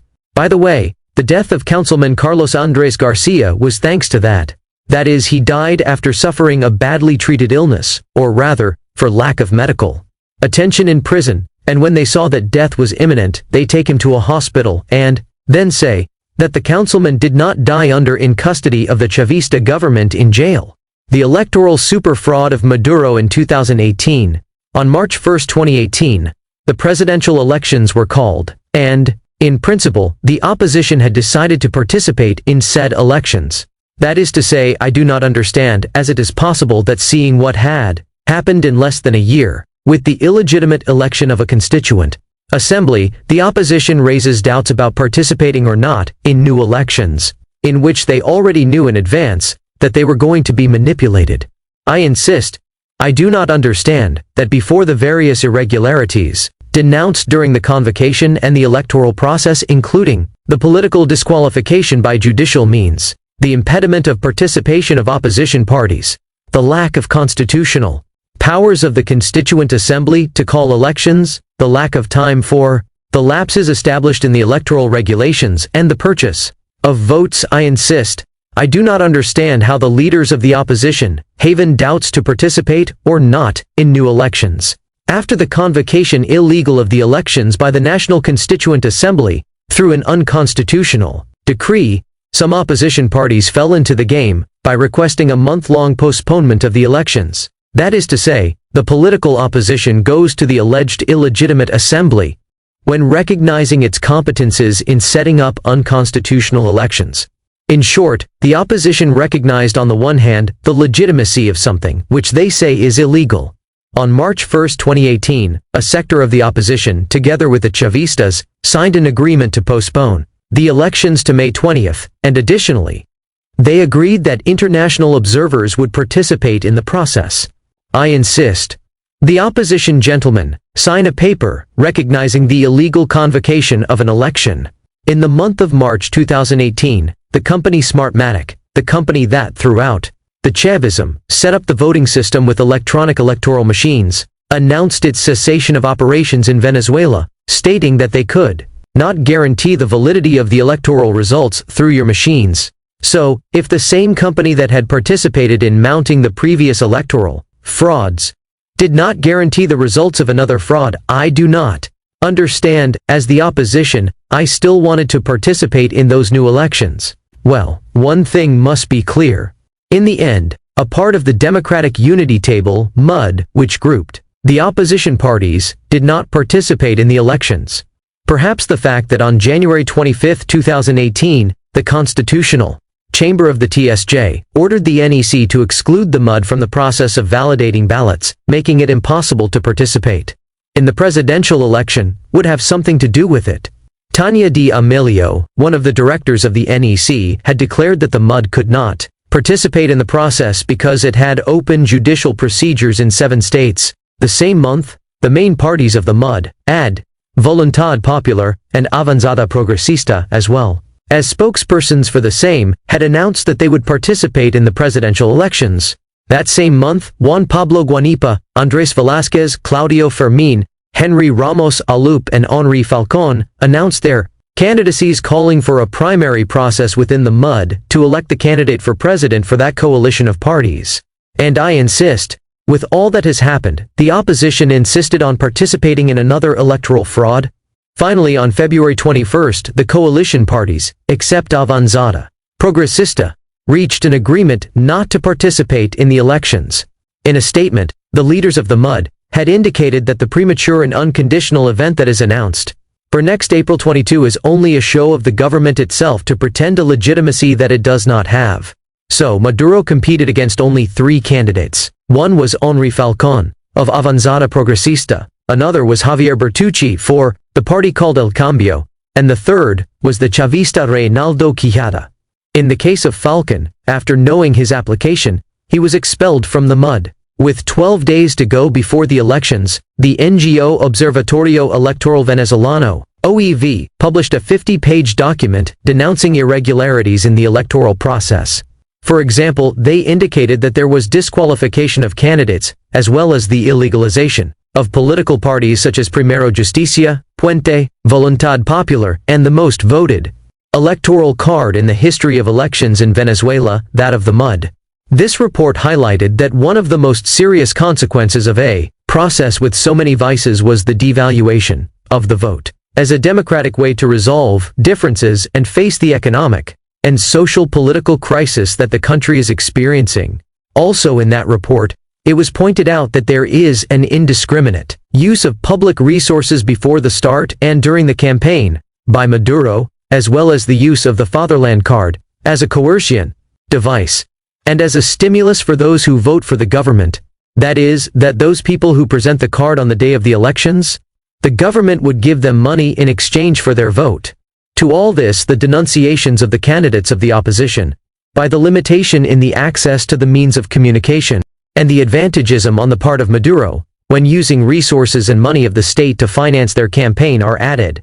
So that you have an idea of how the Maduro government used all the resources of the state to finance and develop its electoral campaign, I will quote an accusation from the Venezuelan newspaper Tal Cual Digital, who denounced in an article, how was the Maduro electoral campaign close? According to the newspaper, the act of closing the campaign on May 17 was the greatest demonstration of corruption, criticizing the brazen use of public resources, including personnel structures of ministries. Said newspaper published as evidence an audio which shows that the call was made using the payroll of government offices.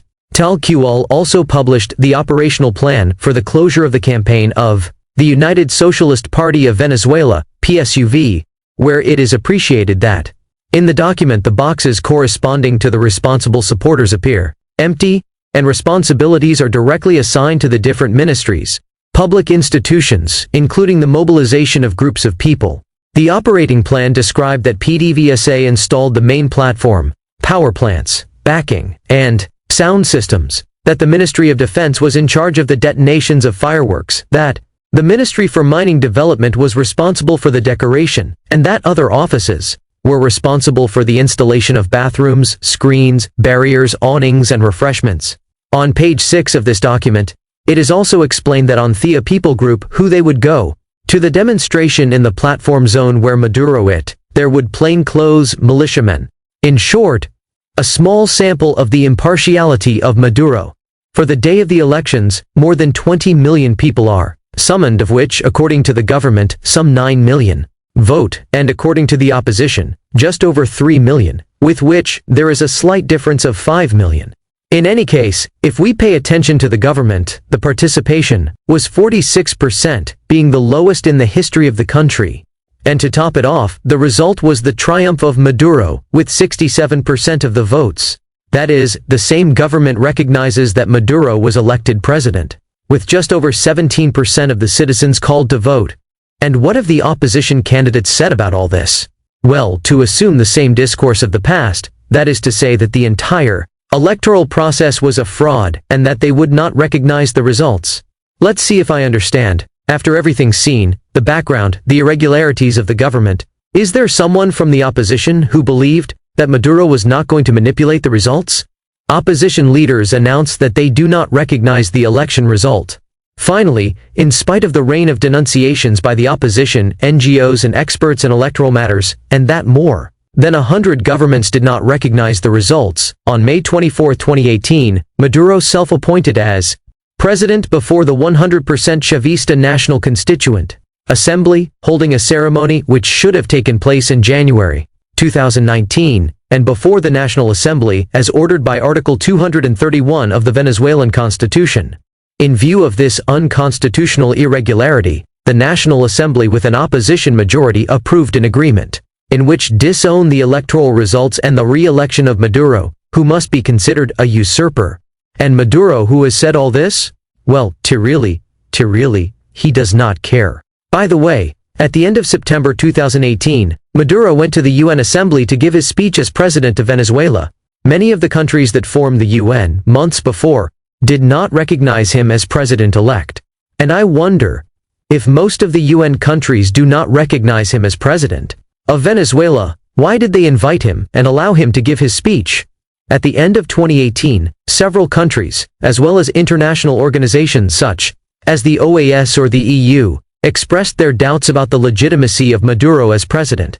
For example, the Minister of Foreign Affairs of Spain had come to say that they would wait until January 10, 2019, the official day of the end of Maduro's term, for Spain to establish a position. Likewise, the opposition in Venezuela raised the idea of waiting until January 10, although they announced, in view of Maduro's illegitimacy, the constitutional possibility that the President of the National Assembly, parliament with a majority of opposition, could temporarily assume the presidency of the country to convene in a few months anew clean elections. Before this environment of illegitimacy that surrounded Maduro, it occurred to him that on January 10, he would swear again his position before the TSJ, an organ that is characterized by the fact that the absolute majority of the judges that make it up are some Chavistas handpicked by Maduro himself. So, Maduro organized a new show to justify his legality as president. In a chapter later, I'll tell you a little more about this story and how this mess ended, or rather, how it got worse. And something else. Along with the presidential elections of 2018, elections were held of the legislative councils. And what do you think the result was? The party of Maduro, the PSUV, raised in all regions of the country. The fatherland card. Along with the electoral system with voting machines that Chavismo created, another mechanism has been added to it that is almost as perfect, which undoubtedly makes it impossible for Maduro and the Chavistas to lose an election. We could say that it is an element of citizen control, created by the Maduro regime, and that consists of the so-called fatherland card. In December 2016, Maduro formally announced it, announcing that, thanks to an agreement with China, that country would be responsible for the technological platform that would manage the control and issuance of said card. That is, the control of identity documents and passports is in the hands of Cubans, and now creates a new document in quotation marks, not mandatory use but under Chinese control. The issue is that despite its supposed non-obligation to people to take it out, from the first moment, Maduro had already announced that whoever does not have such a card will not be entitled to the benefits that the government supposedly gives, as it is the case of expired food bags, or being poorly served by Cuban doctors. Moreover, in 2018 the Chavista government stated that those retired people who do not have the said card could not collect their pension of $2 a month. So, that my mother, at 81, and against her will, was one of the many thousands of people who had to let herself be subjugated by the regime. Faced with this threat environment, many Venezuelans at the beginning refused to take out the fatherland card, since they did not want to be identified with the Chavista regime. In fact, the idea of the card is for the purpose that its carrier in some measure keep loyalty to the regime. On the other hand, if that carrier does not show his loyalty to Maduro, he loses the card, and with all this, all the supposed benefits or rights as a Venezuelan citizen. According to government figures, by May 2017, more than 13 million people had processed the card, assigning more than 200,000 cards from the mission homes of the nation and at least 50,000 student scholarships. That is, if a Venezuelan wishes to acquire a home, or a student scholarship or his pension, if he does not have the Chavista card, he has no right. It has reached the extreme that in August 2018, Maduro announced that the price of gasoline would be sold in Venezuela at an international price, and that the one with the card could enjoy the old frozen price for 20 years. To get an idea of the frozen price in 2018, with about 0.000050 cents of dollar, you can fill a tank of the car. Yes, with about 0.000050 cents. So that they have another idea of the gasoline business, with $1 in Venezuela, it gives to fill the tanks of more than 1,000 medium vehicles. Now, if a person do not have the card, the filling of the tank of the car, it would cost about 40 euros, while the average salary in the country is about 2 euros per month. Before this type of blackmail, millions of Venezuelans have been forced to get the card. By the way, in August 2018, I saw on TV some images of Maduro in one of his chains, saying with a mocking spirit that he already knew more than one opposition leader who had his fatherland card. That is, without knowing it, he hinted that he had his list of political opponents who have a fatherland card. And where do you think Maduro got the list from? Well, from your Chinese friends, whom the government has hired for the management of the manufacturing of the cards. Different sectors of society, opposition parties, unions, etc., have denounced this new form of government control. Venezuelan writer and journalist Leonardo Padrón described the card as a hunger for votes exchange. And you will wonder, how is that? Well, very simple. Since the creation of this card, several electoral processes have been lived in Venezuela.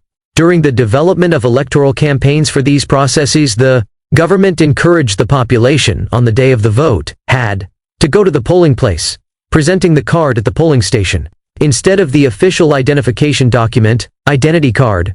In fact, there is an anecdote that I saw on television that caused me more laughter than astonishment.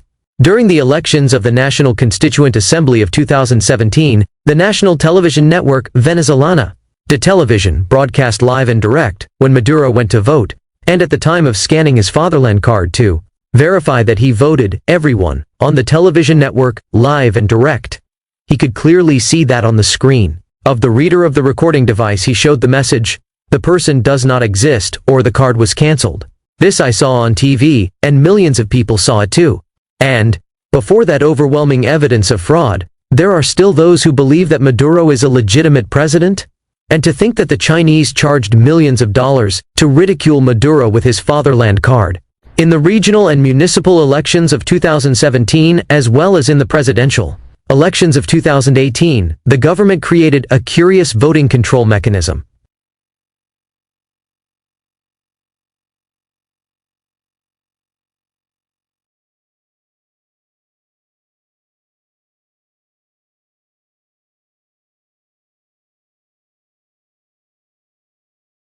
From the government, the voters were urged to vote with the card. The Chavista government said that whoever had the card to vote, the person would then receive a gift, which consisted in what the government called an economic bonus. According to some opposition leaders, that bonus was an income of about 10 million bolivars to each person, as a reward for fidelity to the revolutionary process. Maduro showing his fatherland card. So, to know who was or not with his card to vote in favor of the government, in places near the polling stations, were placed some so-called red spots of control or supervision, where people with their card first I had to go there before going to vote, scan the card, then go to vote at the voting center where they would give you a voucher, and then, with that voucher, go to the so-called red dot, and present it. as proof that he voted for the government. Later, the government gave the gift of the bonus, which was not enough to buy a liter of milk. That is, many Venezuelans sold their vote for less than a liter of milk. By September 2018, it was estimated that 10 million people already had the card, and of course, if added to that, in mid-August, Maduro had announced that whoever had such a card, the government would deposit a so-called voucher sovereign of 600 sovereign bolivars, about €6 to the change at that time. No doubt, many more people would sign up, thanks to hunger and misery created by the same government.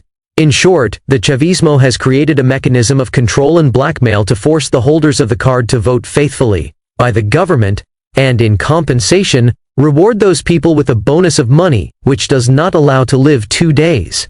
And on the other hand, if you do not show your fidelity to the regime, you are condemned to die of hunger. The reality of companies in Venezuela, the revolution in 20 years, to control, or rather, to destroy the country's food industry. Have the idea that the best thing is to bring food containers from the outside. That is to say, today Venezuela more than 70% of the things that it consumes are brought from outside. Since, as I have indicated previously, the same government has destroyed the productive apparatus of the country. Thus it will be understood that it is logical that if a person goes to a supermarket in Caracas, it will be found that there are no fruits, meats, or basic products for personal cleaning.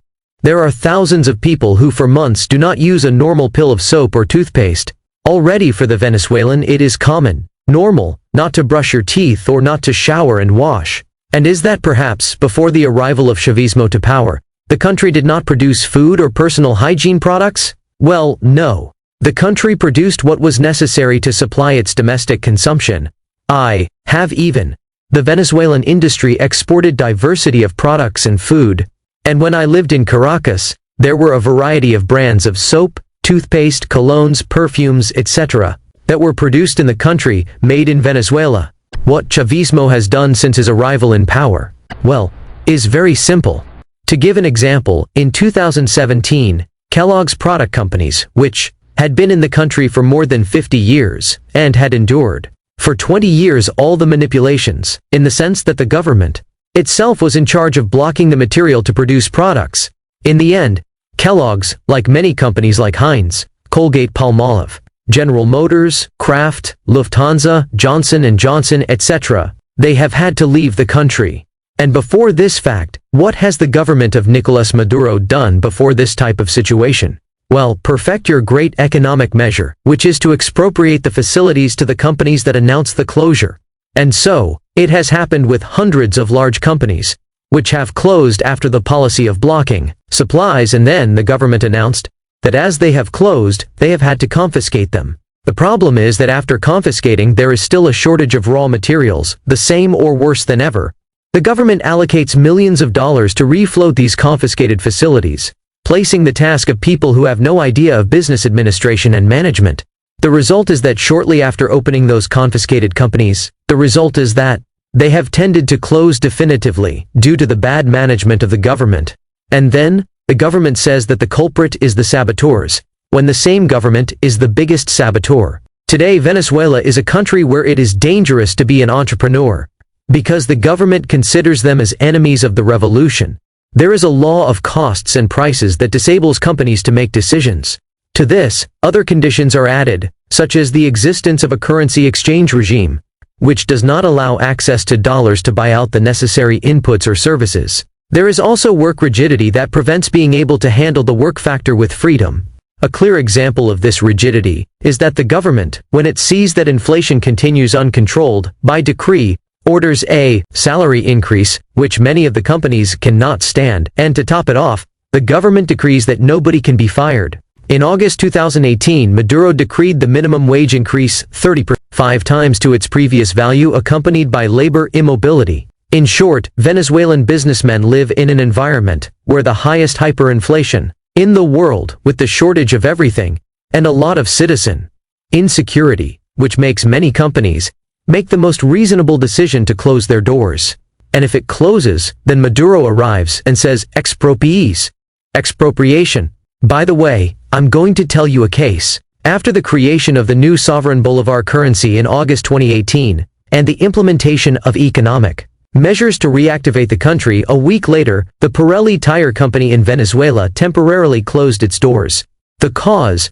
Well, perhaps the fact that they have had problems with the supply of raw materials for years, which has led to the fact that their factories specialized in making tires for buses and motorcycles have been paralyzed for 2 years. Or perhaps the fact that since 2015, the Pirelli plant works at less than 50% of its capacity. Or maybe the fact that when they produced 1 million tires a year, by 2018, they have only produced 80,000. And before the problem, what has been the solution of the government? Well, the government did a business juicy by bringing containers filled with Chinese tires, in where more than one Chavistas, as in the case of the claps, have filled their pockets with dollars.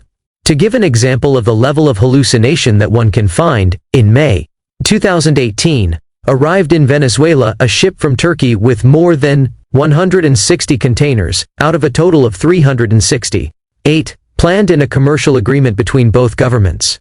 Apart from food and medicine, highlights tires and batteries for vehicles which, most likely, and as has happened in other cases, after those containers were abandoned in a Venezuelan port for 3 or 5 years, then discover that the tires and batteries are not adaptable for vehicles that circulate in Venezuela. And expired medications will place new labels indicating that they are not expired. Maduro with his new ally, the Turkish President Erdogan. And you will wonder, and why do I tell you about Turkey? Well, it's that from the other countries where they brought expired products, Nicaragua, Ecuador, Mexico, etc., those countries, they had decided not to send more products, since the Venezuelan government has multi-million-dollar debts. I'm going to tell you a curious anecdote. For the Christmas season of 2016, and before the imminent food crisis at that time, Maduro came up with the idea that he would bring to Venezuela tons of pork legs, pork meat, for the whole world. So, the paperwork was made with a company in Portugal to bring that cargo.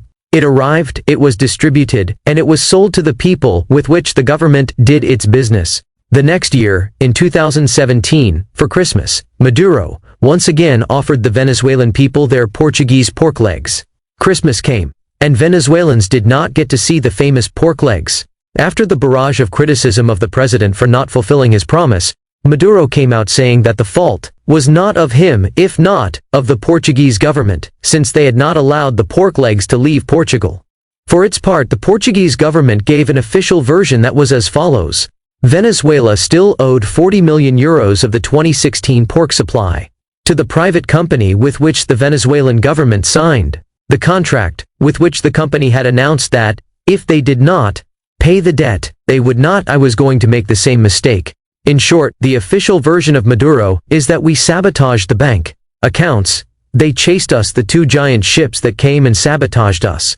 And for Christmas 2018, again, Maduro promised the pork legs. On this occasion, for distribution and sale by the government about 15 days before its delivery, they made a kind of census in the population, to which it was indicated that if they wanted their piece of pork, they had to pay 500 sovereign bolivars. My mother, who lives in Caracas, signed up and paid 15 days before of the delivery. Then, after 15 days, they arrived at his house and told him that there was no pork leg, and instead they gave him a frozen chicken. According to my mother, it looked like a pigeon frozen by the size, whose market value, it is well below the pork leg, but they sold it at the price of a pork leg. Anyway, it is better to laugh, not to cry. And so, millions of Venezuelans spent the worst Christmas in their history. And before that scenario that nobody wants to do business with Venezuela one day, Maduro wondered, which country with which I have no debts could help me to strengthen my dictatorship? And Turkey emerged as a light at the end of the tunnel. Yes, the Turkish President Erdogan had revealed in May 2018 that the trade between Venezuela and Turkey had reached $500,000 in the first months of 2018, and to top it off, he said he had faith that this volume is going to reach $1 billion by the end of the year. By the way, both presidents have certain similarities, in that they both persecute and censor the media, and imprison opposing people. In short, if Maduro has thousands of millions of debt with the Russians and Chinese and no longer has oil to pay, what has he offered to the Turks? Anyway, I do not even want to imagine the big business with Russia and China. In July 2006, after the announced U.S. arms embargo in 2005, Chavez signed an arms deal with Russia for $3 billion, including an agreement for the acquisition of Sukhoi fighter jets and helicopters, in what it meant, a move away from the supplies of U.S. weapons. In addition, it also acquired about 100,000 Kalashnikov assault rifles.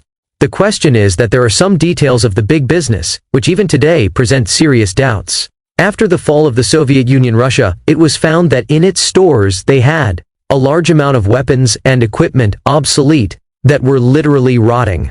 So one day, Mr. Vladimir Putin, he learned that there was a country full of oil, with a revolutionary political leader and a great enemy of the U.S. And Mr. Putin said, "That's my client." So the diplomatic mechanism was launched with the aim of reaching trade agreements. And as a result, Russia committed to deliver about 24 combat aircraft and some other things. And everything in exchange for millions of barrels of Venezuelan oil. Let's see if I explain. At the time of signing, Venezuela offered $3 billion, money that Venezuela does not have physically. Thus, Chavez mortgages part of the oil reserves to the Russians as a guarantee of payment. And from there, future business with Russia and China are made with the payment of oil not yet exploited or extracted from its underground deposits. Chavez and Putin. To get an idea of good business, in 2017, Venezuela signed a debt restructuring agreement with Russia, where Venezuela would pay Russia a total of $3.15 billion over a period of 10 years. According to the Institute of International Finance, in 2017, Venezuela had an external public debt of about $150 billion, including $45 billion in government liabilities and another $45 billion in PDVSA debt. As for China, for about 10 years, Venezuela signed several agreements, executing more than 780 projects, with an investment of more than $50 billion.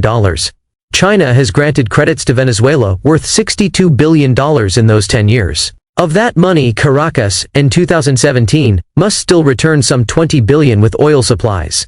Another detail is that since Venezuela has not been able to pay the debt with that country in the last 3 years, China agreed to only charge interest. Part of those interests were collected in 2017 with 700,000 barrels of oil per day. I insist that 700,000 barrels a day for a year is only the payment of interest on the debt with China.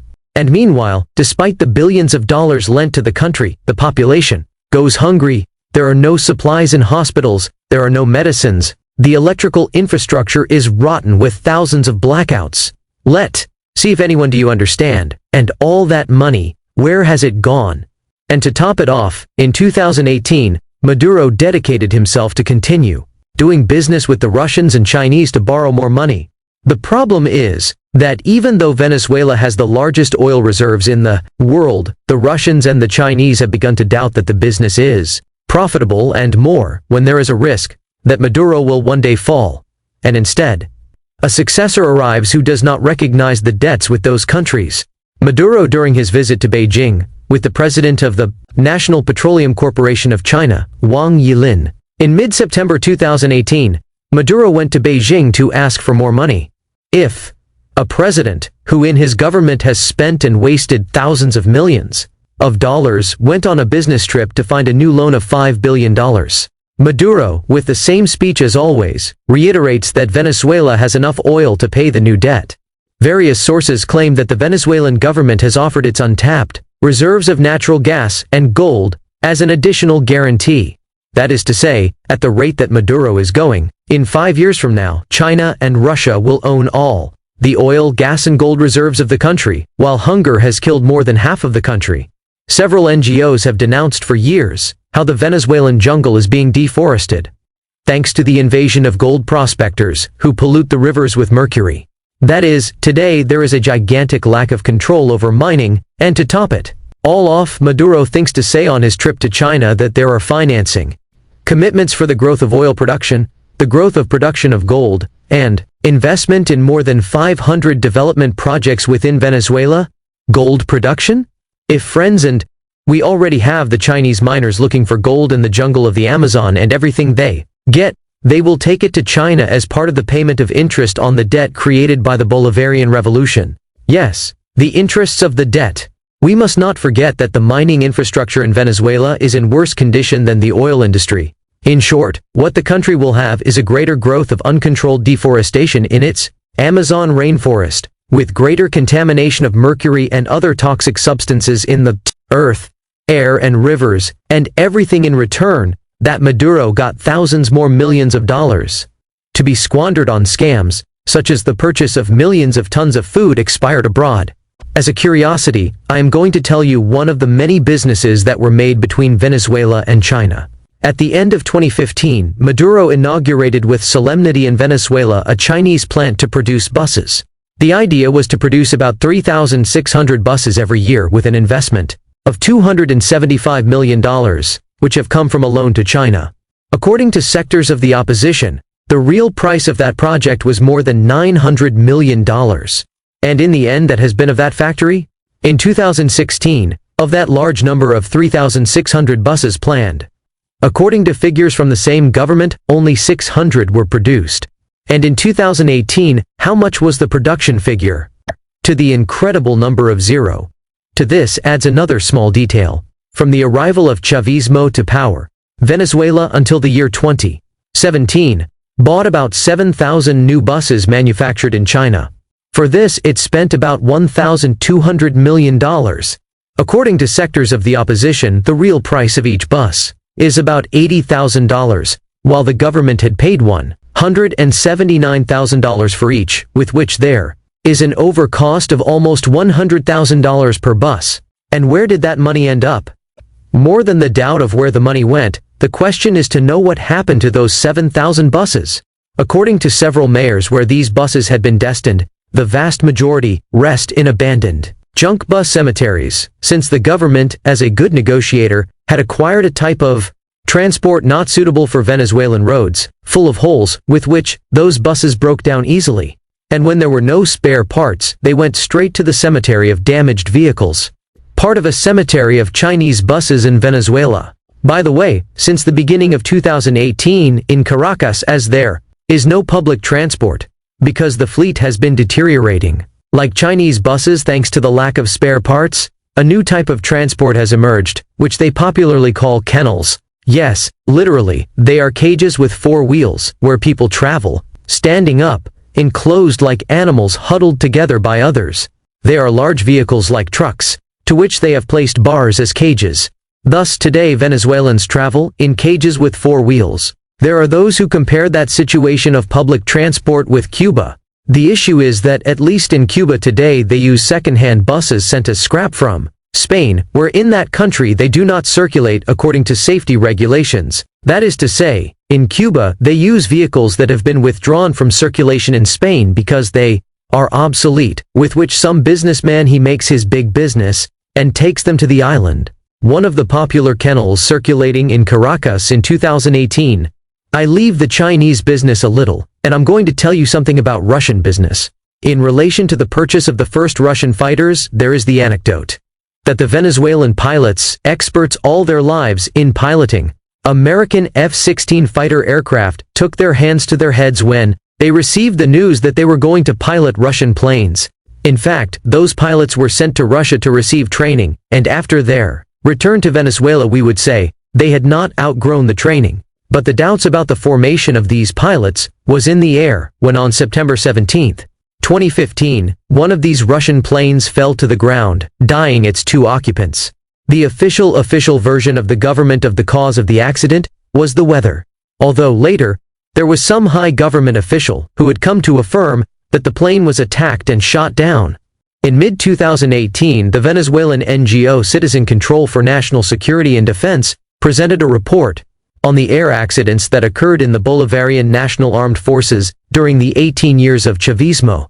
Despite the opacity of the Venezuelan state, which has been dedicated to hide or manipulate the catastrophes to not justify the victims, the NGO revealed that since the year 2000, there were 72 air accidents, with more than 160 people dead. In the report, 24 incidents are reported, with the balance of 89 deaths. These statistics correspond mostly to helicopters of Russian manufacture Mi-17 V-5, belonging to the army component. The second place is occupied by transport aircraft with 23 accidents. combat aircraft with 15, and finally, training aircraft with 10 accidents. The NGO explained in its report that catastrophes are the product of lack of maintenance, damage, failures in the doctrine of training by some components, and even flight indiscipline.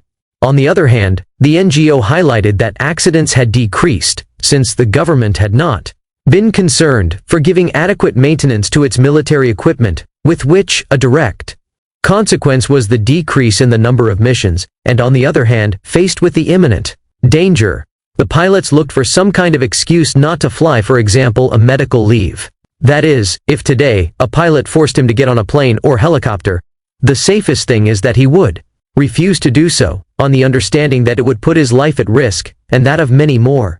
The Venezuelan military pilots know very well some cases such as the one occurred on May 3, 2009, when a Russian helicopter model Mi-17 falls in the Venezuelan region of Táchira and leaves a balance of 18 soldiers and a civilian dead. Or the case of another Mi-17 V-5, which rushed to the ground on May 18, 2012. In the Army airfield, Colonel José Joaquín Veros, with the tragic balance of 4 deaths and 1 injured. But as the NGO says, there are possibly many more cases which have been covered by the government, or their consequences have been minimized. Russian helicopter crashed in Venezuela on February 5, 2019, with the balance of 5 injured. In July 2010, a K-8W crashed in northern Venezuela. The issue is that within the opposition, there are those who affirm that the weapons acquired from both Russia and China are scrap or material that does not exceed quality controls. China has also sold junk to the Venezuelan army. To give an example, between the years 2010 and 2013, 3 new K-8W Chinese-made aircraft, acquired in 2010, have crashed in the country. In this case of the 3 Chinese aircraft, the pilots were able to escape unharmed, self-ejected. The economic model, Chavista. As of March 2018, Maduro had announced that a new monetary cone would be implemented, where 3 zeros would be removed, and the name of the currency would be changed to Bolívar Soberano. Then, in August of 2018, Maduro announces that there are no longer 3 zeros, but 5 zeros that will be removed. And to top it off, Maduro creates a supposed virtual currency called Petro, which, before being born, some economists announced their total fraud and failure. By the way, the situation is so desperate for taking money from the dumbest, that at the end of August 2018, Maduro ordered the bank to adopt such cryptocurrency as the unit of account. And, to top it off, 2 months later, he announces that in November, the Happy Invisible coin will go on sale, and that anyone could buy it. He had also announced that the few international airlines that arrive in Venezuela will have to pay for the fuel they require with Petros. And so, his intention is that everyone, instead of using dollars or euros, use their invisible currency. The Petro reminds me of my short visit to Cuba back in 1999. During my stay at the airport in Havana, I was forced to buy some food in a cafeteria, where they only admitted dollars. After making the payment, as they had to return me money, they gave me some coins which are only valid for the use of tourists inside Cuba, and which, according to the Cuban government, equals exactly the value with the dollar. The problem is that if I leave Cuba with those coins, they are not recognized in the rest of the world. With the Petro, Maduro wants to achieve something similar. Let's see if I explain. If an airline needs fuel to pay in Petros, the government obliges it first to buy that invisible currency, that is, to an official change that only the government itself puts, and very far from the reality of the market.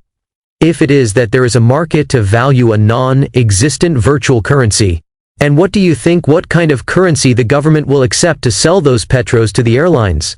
Well, the blessed dollars or euros. Maduro announcing the official creation of Petro. Thus Maduro, in his eagerness to surpass himself in inventing useless things to deceive people with the happy Petro, is on track to surpass all the records.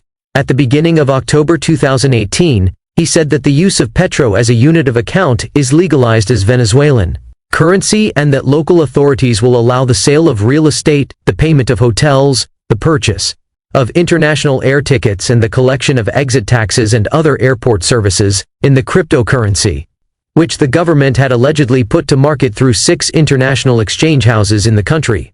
Now, the idea of the petro, its origin I think is somewhat controversial, if we take the background. Let's see. As of January 31, 2018, the Maduro government stated that it was totally legal to mine cryptocurrencies in Venezuela. Thus, for this purpose, a new bureaucratic office called Superintendent of Cryptoactives and Related Activities was created, popularly known as Superintendent of Cryptocurrencies. The superintendent's name is Carlos Vargas, and in a statement at that time, the official had asserted that the use of the virtual currency is totally legal in Venezuelan territory, confirming that people who use Bitcoin and other cryptocurrencies would not be incurring in no act against the law. With this, to some extent, it was meant to imply that the Maduro government would have free hands to create its petro, which by that time was said to be designed with the backing of mineral reserves, and mainly of petroleum, with a token equivalent to 1 barrel of crude petroleum. So, to big plans, the government announced an initial offer of 100 million petros, which supposedly would have a market value of approximately $6 billion. On February 23, 2018, the government began to deliver the digital mining certificates within hours of the presumed start of Petro's pre-sale. Subsequently, on April 9, 2018, thanks to a decree of the Chavista National Constituent Assembly, all existence and creation of all cryptoactive, including Petro, was legalized. And how has the evolution of the happy Petro been? In the month of August, Maduro said that with the sales of Petros, $3,300 million had already been collected, and that the currency was being used to pay for imports. But Hugbel Roa, a cabinet minister involved in the project, had told a news agency that the technology behind the coin is still under development, and that no one has been able to use the Petro. So, how Maduro has been able to sell $3,300 million? To top it off, at that time, Maduro announced that the salaries, pensions, and exchange rate of sovereign bolivar would be linked to Petro. The question is that for many economists and experts in the field, they agree that there is no way to link prices or exchange rates to a token that is not marketed, precisely because there is no way of knowing how much sells really. As indicated above, the government had established the value of Petro at the price of a barrel of Venezuelan oil, which was backed by oil reserves located in an area of 380 square kilometers in the Atapira area, which, according to the government, contains 5.31 billion barrels of underground petroleum. For the ex-minister of petroleum of Chavez, Rafael Ramirez, now exiled, estimates that $20 billion would be needed in investments to exploit Atapira, money that PDVSA does not have. For the former minister, with the Petro an arbitrary value is fixed, which only exists in the imagination of the government. In short, with this it demonstrates to some extent the fraud character of the Petro, and more, when the Maduro regime falls into contradictions on the alleged sales of the invisible currency. The funny thing is that, as it is not sold with arbitrary decrees, the government wants to impose the obligatory use of something that does not exist. In short, they are things that only happen in Venezuela. Maduro announcing the creation of the sovereign bolivar. The creation of the new bolivar sovereign currency and of Petro is as a consequence of the nefarious economic policies of the same government, which have led to hyperinflation in Venezuela. To give an idea of the seriousness, already the International Monetary Fund, IMF, had announced in August 2018 that inflation in that country for that year would reach 1,000,000%. And after the entry into circulation of the so-called sovereign bolivar, new predictions have already come out of the IMF that inflation in 2019 would be 10,000,000%. In short, as it would be said in my country Venezuela, the remedy has been worse than the disease.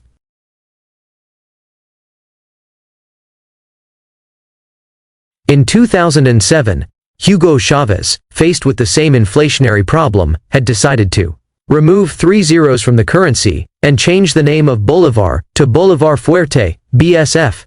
In 2018, Mr. Maduro believes that by taking away another 5 zeros the problem will disappear.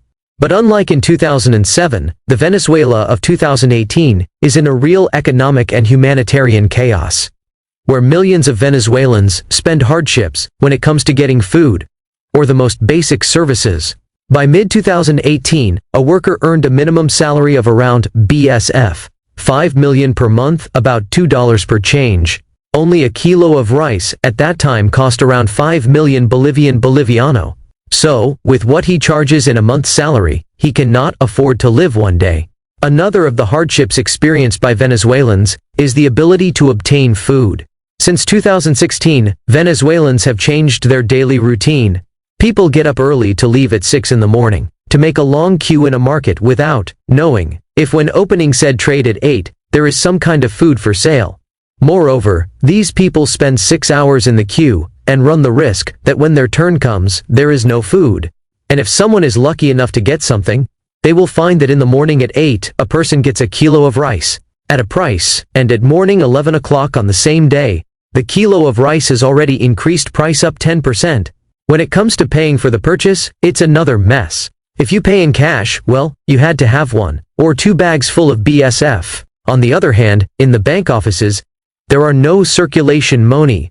People could only withdraw 2 million BSF per day. So in order to buy a kilo of rice, a person had to go to the bank for 3 days to get enough money to be able to buy the product. And most striking is that the bank gives users old bills of low denomination of 100 or 500 BSF, and the person leaves the bank with a bag full of paper money packages worthless. The other option of the Venezuelan to make a purchase is with the bank cards. The problem is that the merchants charge a juicy commission that reaches 25%. So that the Venezuelan on the street is in a terrible situation when making any purchase. First, get up early and make long lines. Second, to be lucky enough to get something to buy. Third, to be lucky enough to have bags full of money for not paying with a card and to be charged additionally 25% of bank commission. And fifth, and most importantly, to be able to arrive alive at home, or not to be assaulted and robbed of the little food that he has been able to buy. And the tragedy of all this is that this situation, that of the Venezuelan on the street, Mr. Maduro, knows it perfectly, since it is the same government who controls all this mechanism, and Maduro believes that by removing 5 zeros to the currency and create a new sovereign bolivar, the problems will disappear. In mid-2018, this whole mountain of money was equivalent to change a dollar bill on the black market. The question is that with all this, what has happened is that these problems have continued to get worse, and in less than a year, Maduro will surely say that we will have to take 6 or 10 zeros away from the currency and create a new currency that could possibly be called Super Bolivar or Super Petro. With the military, there is Maduro for a long time. In 2018, Maduro was re-elected for the period 2019 to 2025 in the presidential elections. It is noteworthy that not only the Venezuelan opposition launched the cry to heaven condemning the Chavista dictatorship, approximately 51 countries also joined the condemnation, highlighting organizations such as the OAS, the EU, the Lima Group, and the Group of Seven (G7). All these countries and international organizations had stated that do not recognize Maduro as president because that these elections of 2018 were illegal, and that they lacked minimum guarantees and did not comply with the international standards of electoral processes. On June 5, 2018, the OAS, with 19 votes in favor, 4 against and 11 abstentions, approved a resolution declaring illegitimate the re-election of Maduro and initiating the procedure to suspend Venezuela from the OAS. And to top it off, the president of Argentina, Mauricio Macri, had announced that he would denounce Maduro's government before the International Criminal Court, ICC, in The Hague for violations of human rights. And to all this, what has Maduro said? Well, he does not care. He is still on his throne, and unfortunately Venezuela is surpassing Cuba in terms of lack of freedom and suffering of its population. There is a real fact that many sometimes do not see. Maduro endures in power, thanks to the regime has copied from Cuba with a dictatorial model. And this consists of the following. After the arrival of Chavez to power, the first thing he did was a purge of the military commands. That is, force the departure of those high officials who did not swear allegiance, then be replaced by others who swore allegiance. Then, militarize the high positions of the government and the companies of the state, as is the case of PDVSA. In 2002, already Chavez, he had 4 military in his cabinet. In addition, PDVSA and the industrial conglomerate of Corporación Venezolana de Guayana are also run by men-at-arms. At least 50 military in that year 2002 occupied middle ranks in the government, the diplomatic service, and state companies. By the end of 2017, of the 29 cabinet ministers, 10 are military or former military, and the number of military officers in companies occupying positions, the exact figure is unknown, but the safest thing is that it is much higher than the figures of the year 2002, despite the fact that the armed forces must be apolitical according to the 1999 Constitution. Maduro's defense minister, Vladimir Padrino, closes his official statements, "Chavez lives, the country continues, independence and socialist homeland come that not even in the communist Cuba." I believe that the defense minister of that country closes its communiques with a similar phrase. Military High Command in 2019, headed by Vladimir Padrino, in one of his many official statements, announcing his full support to Maduro. The current support of the Maduro government has undoubtedly been the military, converted not only into political actors, but also into businessmen, who control the most important sectors of the economy. Under President Chavez, the military had carried out activities in the economic sector, such as the Bolivar 2000 plan for the distribution of food, and even the presidency of PDVSA. However, with Maduro, the role of the military became predominant. Given that active and retired personnel were given control over the electricity sector, the Caracas Metro, the aluminum, iron and steel companies in the south of the country, as well as ports and customs. As of 2013, 4 military companies were formed: the Bolivarian National Armed Forces Bank, BANFONB, a television channel; TV FONB, a company for the transport of cargo by air, sea and land called Emiltra, and the company Agricultural Agrofam. And in 2016, faced with the growing economic crisis, the control process of the military sector expanded to strategic areas, such as food and extractive resources. Faced with the serious problems of shortages of food, medicines, as well as other basic health and education services, the regime decided to establish, in August 2016, the Grand Mission Sovereign and Secure Supply, under the command of the Minister for Defense, a military active. In this framework, 18 generals were appointed who would be in charge of purchasing, importing and distributing the food and medicine items considered a priority. It should be noted that since 2004, of the 11 food ministers, 10 had been military.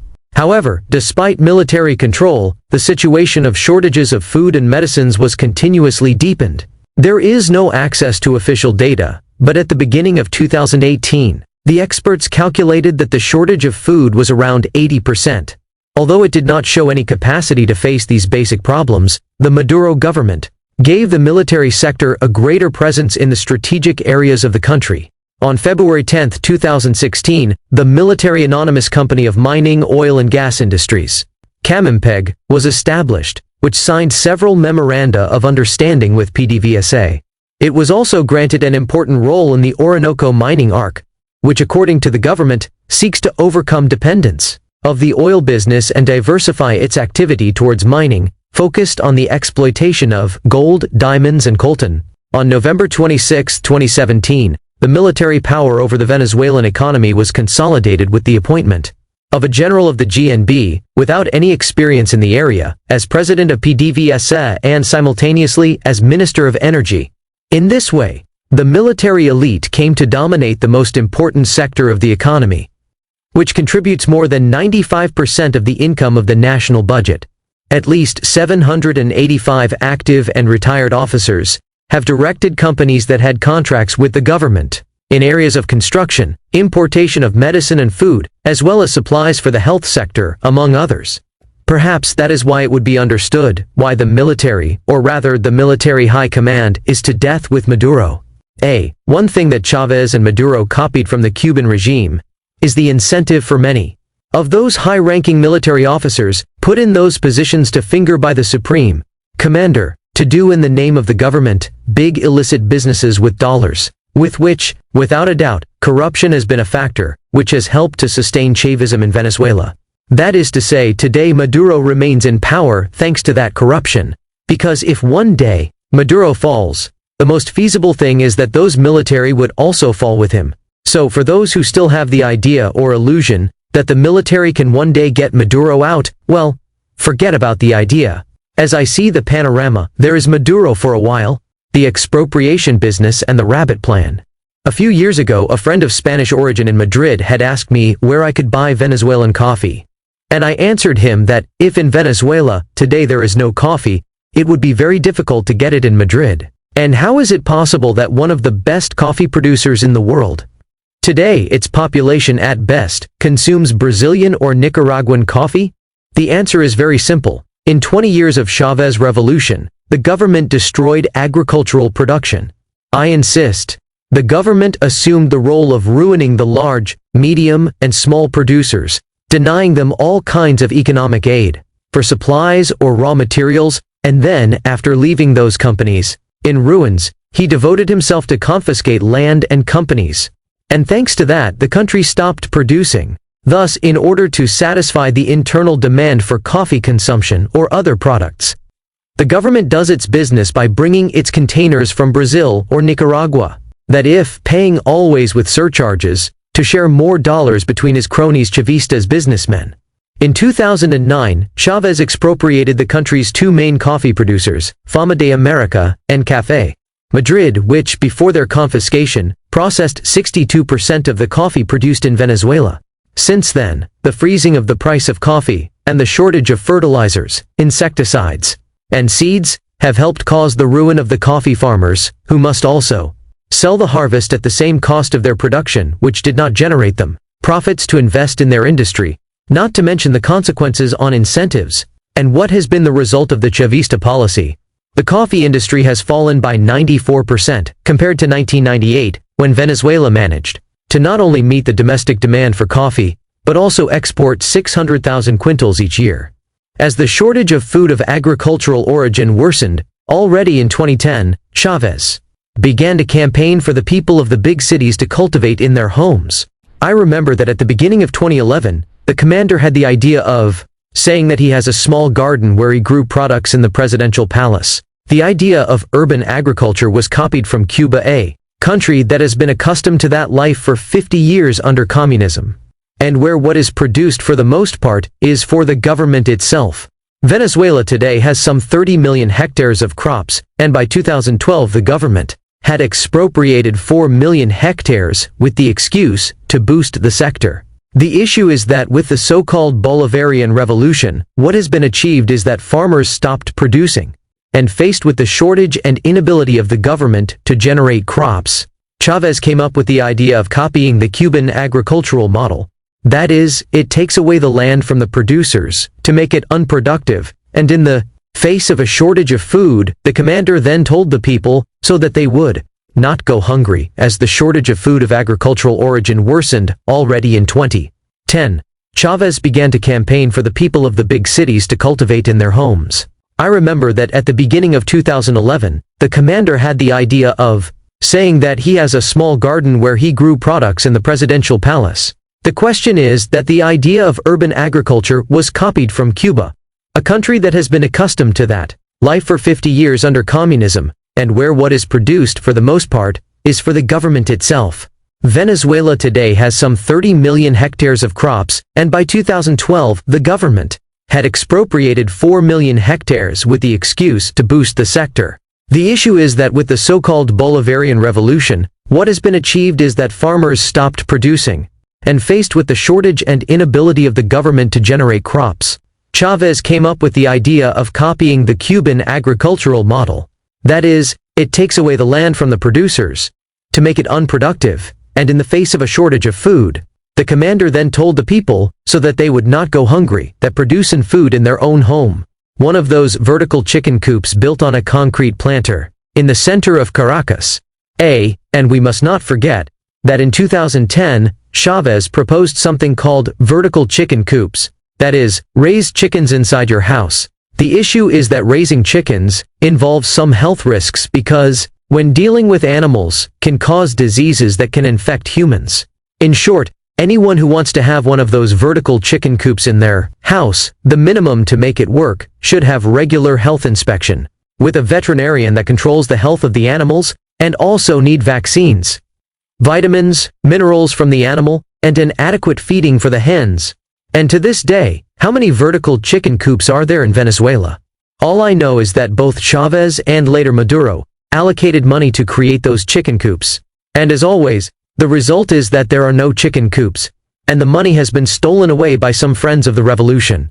And before the lack of meat, well, the Chavistas have some ideas, come on, that if it is not to cry you laugh a lot. In 2017, Maduro, in a broadcast national of the radio and television, came up with the idea that since there are problems with meat supply in the country, there are people who at home have rabbits as pets, and that these rabbits can be consumed. So he recommended that people eat their pets, or rather, their rabbits. Most likely is that when things get put worse, Maduro will say that in China people eat dog meat, and that in Venezuela there are many people who have pet dogs. The Minister of Urban Agriculture, Freddy Bernal.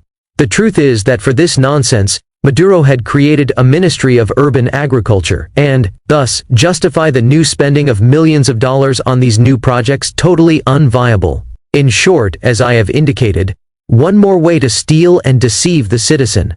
Caricature published in the newspaper El Nacional de Venezuela, glimpsing the possible future food plans of the government of Maduro. After Maduro's idea to eat their pets, the Minister of Urban Agriculture, Freddy Bernal, decided to launch the rabbit plan. That is to say, a copy of the vertical chicken plan, but they simply changed the character's name, and that if spending more money that is lost without clear results. And what did the minister say to justify the rabbit plan? Well, as it is an animal species with high fertility, the idea would be to distribute pairs of animals to different communities, with the hope that these begin to reproduce, well, just like rabbits. According to the minister, a rabbit product approximately 10 or 12 bunnies. In the end, 8 are raised. In 2.5 months we have a rabbit weighing 2.5 kilos. According to the minister's calculations, each rabbit could be producing around 80 bunnies a year, which in turn would soon have a multiplier effect in the country. The minister sees only one small problem in the plan. There is a cultural problem, which has taught us that the rabbit is a very beautiful pet. And without a doubt that the rabbit is a beautiful animal, it is true, but the rabbit could be a solution. According to the minister, we have to have a campaign of radio, press, television, cartoons, everywhere so that the people understand that the rabbit is not a pet, but they are 2.5 kilos of meat with high protein and without cholesterol, put on the table of the Venezuelan. In short, and to all this of the vertical chicken coops, and the rabbit plan, which the Minister of Health said? Well, nothing. Now, do you imagine the big health problem that would generate in the cities to raise chickens and rabbits in unhealthy conditions? As day of today, I have not seen official figures of the results of the vertical chicken coops plan, or the rabbi's plan. It is unknown how many millions of dollars were spent, and how many chickens, eggs or rabbits were produced. The cruel reality of the country, before the authentic disaster of destruction developed by Chavismo, in the different productive means, is taking the country to an authentic humanitarian tragedy. And it is not because it does not rain, there are droughts, or there are no lands to cultivate and produce cattle. I insist, the problem is Chavismo. The truth is that for years the Venezuelan is enduring what some call the Maduro diet. And you will wonder, what is that? Well, so that you have an idea of what it is, I will give you a datum. According to the Survey of Living Conditions, in COVID, 74% of Venezuelans have lost an average of 8.7 kilos in weight, almost 20 pounds, during the year 2017, while 32.5% of Venezuelans, including children and the elderly, eat 2 or less times a day. That's the Maduro diet. In short, the Chavista regime, after ruining and expropriating, has lands, supermarket chains, sets prices, and then, in the face of food shortages, produced by the policies of the same regime, sends you to plant on your terrace, raise chickens or rabbits. With Chavez, the oil barrel was $100, and he imported coffee from Brazil, carotas from the Dominican Republic, rice from Nicaragua. When Maduro arrived, and the low barrel at $50, it was no longer profitable to import, and for 15 years, it had not been produced in the country. This is the reason that has given rise to the great shortage of food, and the famine in the country. The role of parties of opposition in Venezuela. I believe that, without doubt, the Venezuelan opposition to the Chavez regime has a large share of responsibility, given the great chaos that has arrived in the country. I could say that Chavismo, since its inception, has applied a well-known strategy which consists in dividing your opponent, and you will win.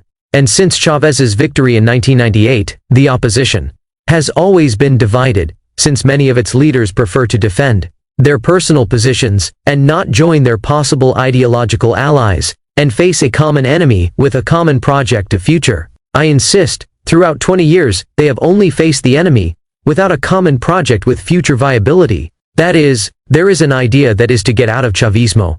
The problem is that there is no serious plan to rebuild the country after the Chavismo exit. In short, and to be very clear, today we leave Chavismo, and tomorrow we see what we do or invent. Demonstrations, strikes, accusations of fraud, have been the strategy of the opposition in more than 20 years, and nonetheless the Chavismo continues stronger in power. In 2002, the opposition was grouped in the so-called Democratic Coordinator. In 2004, that coordinator focused all its efforts so that the so-called recall referendum could be called. To do this, the Chavez government at all times set the guidelines and conditions for the referendum to take place. One of those conditions is that the opposition would have to submit some forms with names, document number, signature, and fingerprint. In spite of the various complaints made by the government during the process of collecting signatures, and after overcoming the various obstacles, they finally presented the final list with millions of data of people, which in the end, the government itself would use for create a blacklist, taskun list. And to top it off, the opposition allows the government to mount alone its referendum, where, as is logical, Chavez won. This was the first failure of the opposition, and as a result, the Democratic Coordinator was dissolved. In 2006, the opposition to the challenge of the presidential elections of that year joined in the so-called National Unity to offer a single candidate against Chavez, and that only candidate, named Manuel Rosales, ultimately lost.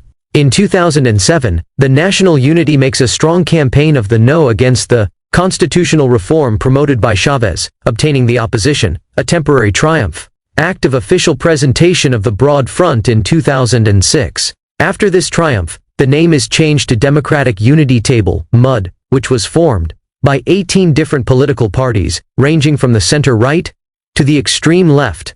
So, it will be understood that sitting all those people at the same table sounds impossible, since each one proposes a different vision of how to get out of Chavism.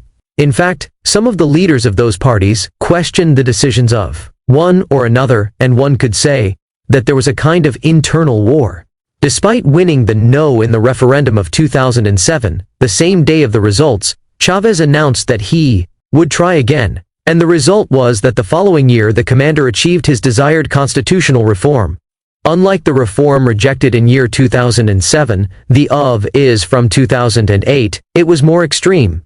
In short, another defeat for the opposition, which participated in a second referendum on constitutional reform, which they themselves had said a year before it was illegal. Members of the MUD in 2007. With these two examples, the 2004 recall referendum and the constitutional reform of 2007 to 2008, it can be perfectly understood why the Venezuelan opposition is considered by some to be the support of Chavez. The Chavez government has known all along how to manipulate the opposition. First, creating an electoral system, where sometimes the opposition goes to the elections or not. That same opposition has made allegations of fraud, which in the end, have come to nothing. In short, the government has fun seeing how their opponents fight each other, and do not know how to do things well. In all these years the opposition has set the goal of getting out of Chavismo, but the issue is that they do not explain what kind of country they want after Chavismo, and how the charges would be divided between 18 or 25 different parties. They do not fix a clear strategy, a contingency plan, or even worse, they do not convince society, since they are practically lurching from one side to the other. In short, if you ask the opposition leaders what they would do after Maduro left, surely the answer would be that they have no idea. Among the internal conflicts that exist within the MUD and the measures taken by the government of Maduro every day, the truth is that the opposition has not been able to take a clear strategy. If from the first elections they already knew that the electoral system with electronic vote was a fraud, why in all these 20 years the political opposition they have participated in these false elections? I insist, unfortunately the political opposition does not have a clear and concise plan of how to get Maduro out of power, and which is the Venezuela that we are going to build after the fall of Chavismo. Another aspect to highlight is that when there is an opposition leader who demonstrates certain serious threat criteria to replace Chavez or Maduro, the government has taken its measures. And you will wonder what these measures have been.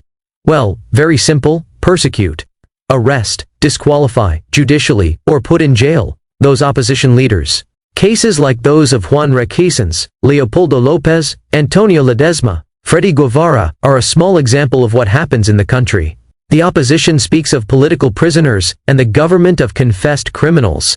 The issue is that not even the opposition is able to some extent to defend their leaders imprisoned or politically disabled, as are the cases of Enrique Capriles or Maria Corina Machado. Both have been disqualified from running or holding public office. Much fuss at first, but then it seems that they forget about the subject. By the way, after the presidential elections of 2018, the opposition was divided into three groups: MUD, Frente Venezuela, and Concertación por el Cambio. And Maduro, very happy about that. All this reminds me, when at the beginning of the 60s, the Cuban opposition announced every day that Fidel Castro would not hold another day in power. And 60 years have passed, and Castroism is still intact in power. I do not want to be pessimistic, but Venezuela is going the same way, and within 60 years, many Venezuelan opponents will continue to say that Chavismo is about to fall. In fact, they have been saying it for almost 20 years. I think that the solution is for the MUD and the rest of the opposition to carry out a profound renovation of their leaders, since for 20 years, they have been almost the same leaders who have led in some measure to the country to where we are today, with a Maduro as president. In January 2019, one sector, the opposition, understood that a new figure or leader had to be supported, and that leader was Juan Guaidó, who after being appointed president of the parliament, assumed by constitutional means the position of president in charge of Venezuela. In a chapter later, I will tell you the story of Guaidó's arrival. Juan Guaidó, the new Venezuelan opposition leader. In short, the solution in Venezuela is not just to leave Maduro.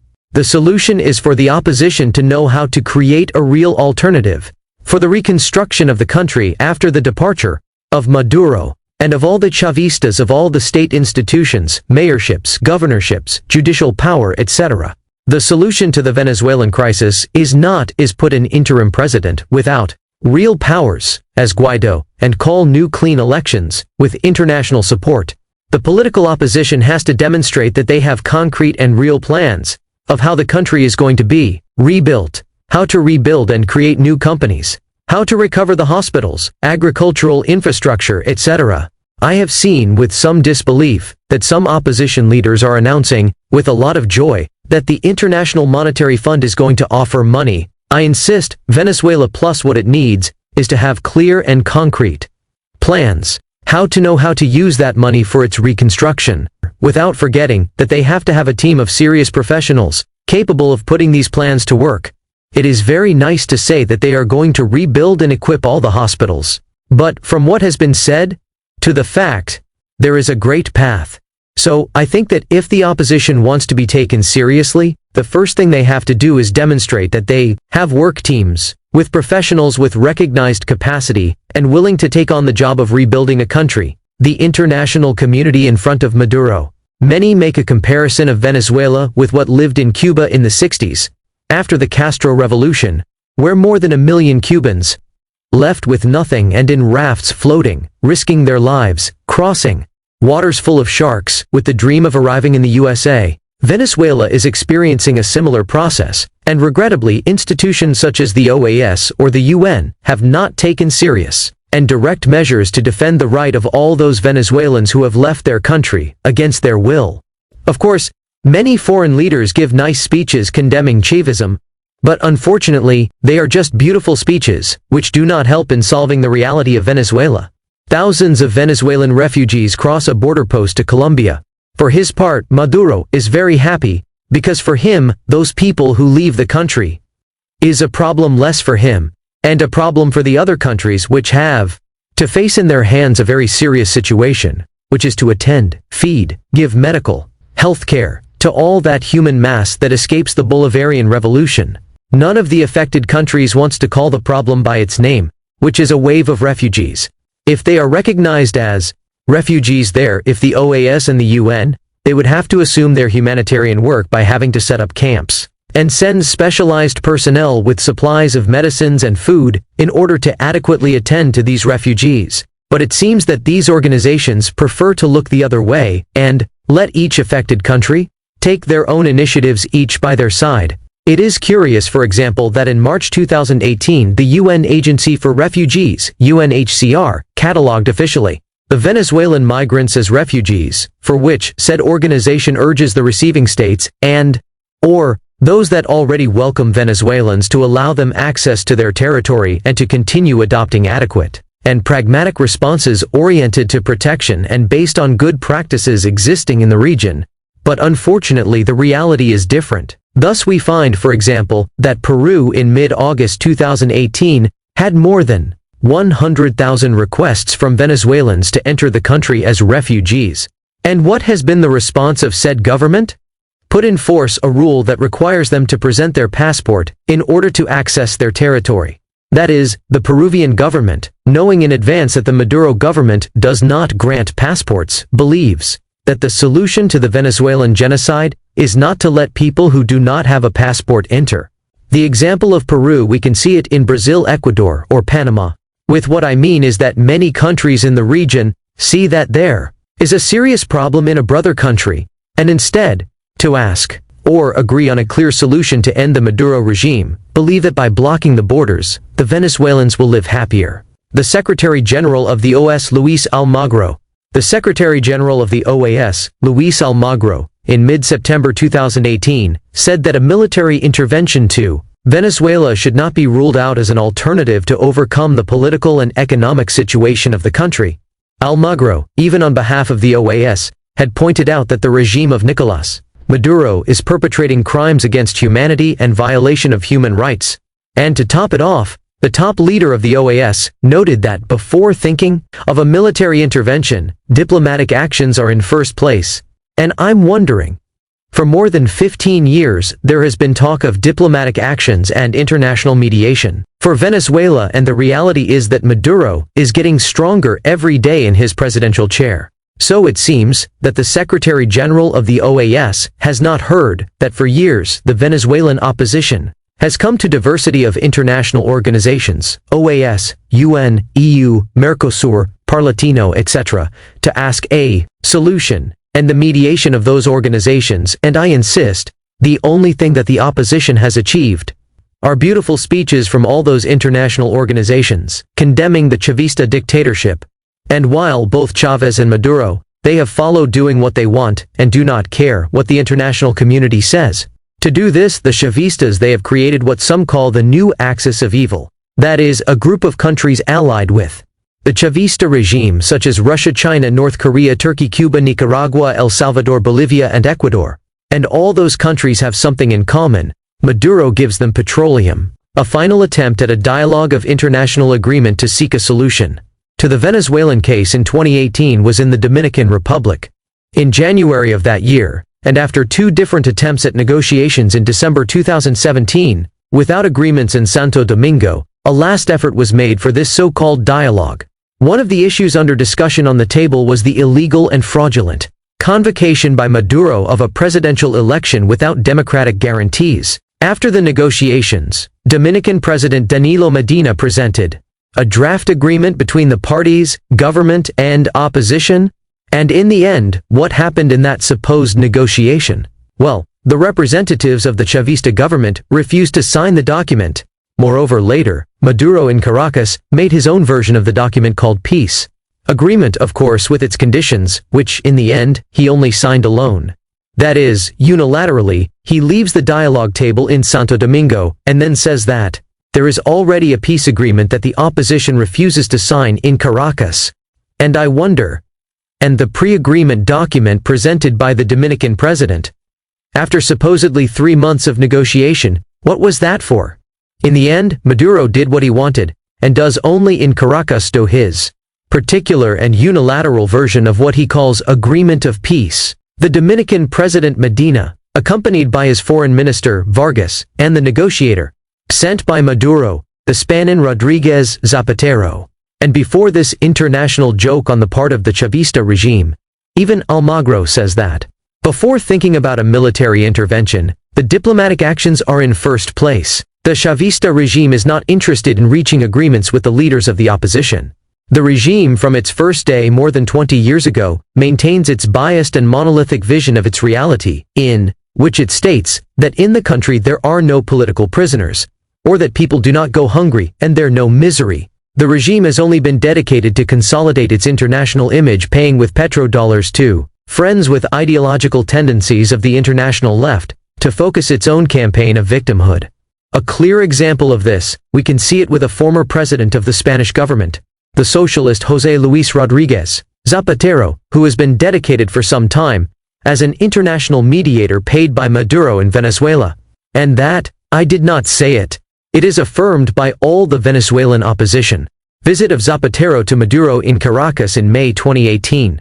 In May 2018, Zapatero was invited by Maduro as an international observer in the elections that the entire international community condemned as fraudulent, while Zapatero, it seems that he did not see any fraud. To see the cynicism of Zapatero, in defense of Maduro, in mid-September 2018 in one of his many visits to Caracas, it occurred to him to say that the exodus of more than 2 million people escaping from the Chavez regime is caused by U.S. economic sanctions. That is to say, Mr. Zapatero implies that in Venezuela, an authentic democracy is lived, and that the fault lies with the American empire. One curious thing about his activity as mediator is that every time he travels to Venezuela, he only meets with Maduro, while the opposition for some time has closed the doors. So, we have a supposed mediator who has only dedicated himself to defending the image of the regime. To the list of international characters paid for by Chavismo, we have for example the soccer player Diego Armando Maradona. And there are those who say that Pope Francis himself is on the list. Perhaps it is because of the fact that he has never condemned the Maduro regime. Venezuela, 2 presidents. In one of my previous chapters, I had told you about the May 2018 elections, where Maduro was auto-elected. The vast majority of the international community condemned these elections as fraudulent. Since the end of May 2018, the Venezuelan opposition raised a plan to look from the constitutional point of view, that is, using the same constitution created by the Chavistas to finger a legal way to delegitimize Maduro as president-elect in those fraudulent elections. Maduro swears before the Constituent Assembly on May 24, 2018. One of those legal channels is that Maduro should have assumed the post on January 10, 2019. Before the National Assembly of Venezuela, NAV, today, with a majority of opposition parties' deputies. As Maduro does not recognize that assembly, he created his version of a parallel parliament called the Constituent Assembly CA, which has the particularity that 100% of its members are Chavistas. Thus, according to Maduro, he could assume the presidency only by swearing in his assembly. Thus, that on May 24, 2018, and in against the Chavez Constitution, he was sworn in to the CA. On the other hand, before the warnings issued by the opposition about Maduro's unconstitutional oath, the Chavistas, to supposedly clear up any possible doubts of illegality, decide to swear on January 10, 2019, before the Supreme Court of Justice, CSJ, organ, in which 100% of its members were put to finger by the same Maduro. On January 10, 2019, Maduro swears in before the Supreme Court of Justice. Thus, on January 10, 2019, the legal deadline established for swearing in the NAV, Maduro set up another show and is sworn in by the TSJ, thereby violating the Venezuelan constitution for the second time, for not swearing in as president-elect before the NAV. And before this panorama of illegitimate double oath of Maduro, what has the opposition done? As I have indicated previously, since the end of May 2018, the opposition already raised the idea of not recognizing Maduro. In fact, the NAV agreed to name him as usurper of the post, because it did not meet the minimum democratic conditions, and for violating the Constitution. On the other hand, and as a result of this constitutional violation, it was legally stated that after January 10, a vacancy would be established in the office of the presidency, with which, who would have to assume the position, temporarily and until call new elections, would be the president of the NAV. Thus, the NAV, in a pre-established agreement, had agreed that at the beginning of January, they would elect a new board of directors, with the deputy Juan Gerardo Guaidó Marquez appointed as president, formally assuming this position on January 5, 2019, being the younger person to assume that responsibility in the history of Venezuela. Subsequently, on January 23, 2019, in a multitudinous act in Caracas, called Cabildo Abierto, the majority of the NAV agrees to swear in Guaidó as president, in charge of Venezuela, temporarily, until the convocation of new elections, assuming constitutionally said charge, based on Article 233. Guaidó, during the act of appointment as president in charge of Venezuela, that same day 23, several countries including the U.S., recognize him in office. Venezuela has two presidents, one, illegitimate, Maduro, violating the Chavista constitution and laws election, and another president, Guaidó, who assumes the position temporarily, according to that constitution. Thus, Maduro, outside of Venezuela, has only the support of China, Russia, Nicaragua, Bolivia, Uruguay, Mexico, and Turkey. It is noteworthy that all these countries, especially China, Russia, and Turkey, are not interested in Maduro leaving, because thanks to him, Venezuela has a debt of billions of dollars with these countries.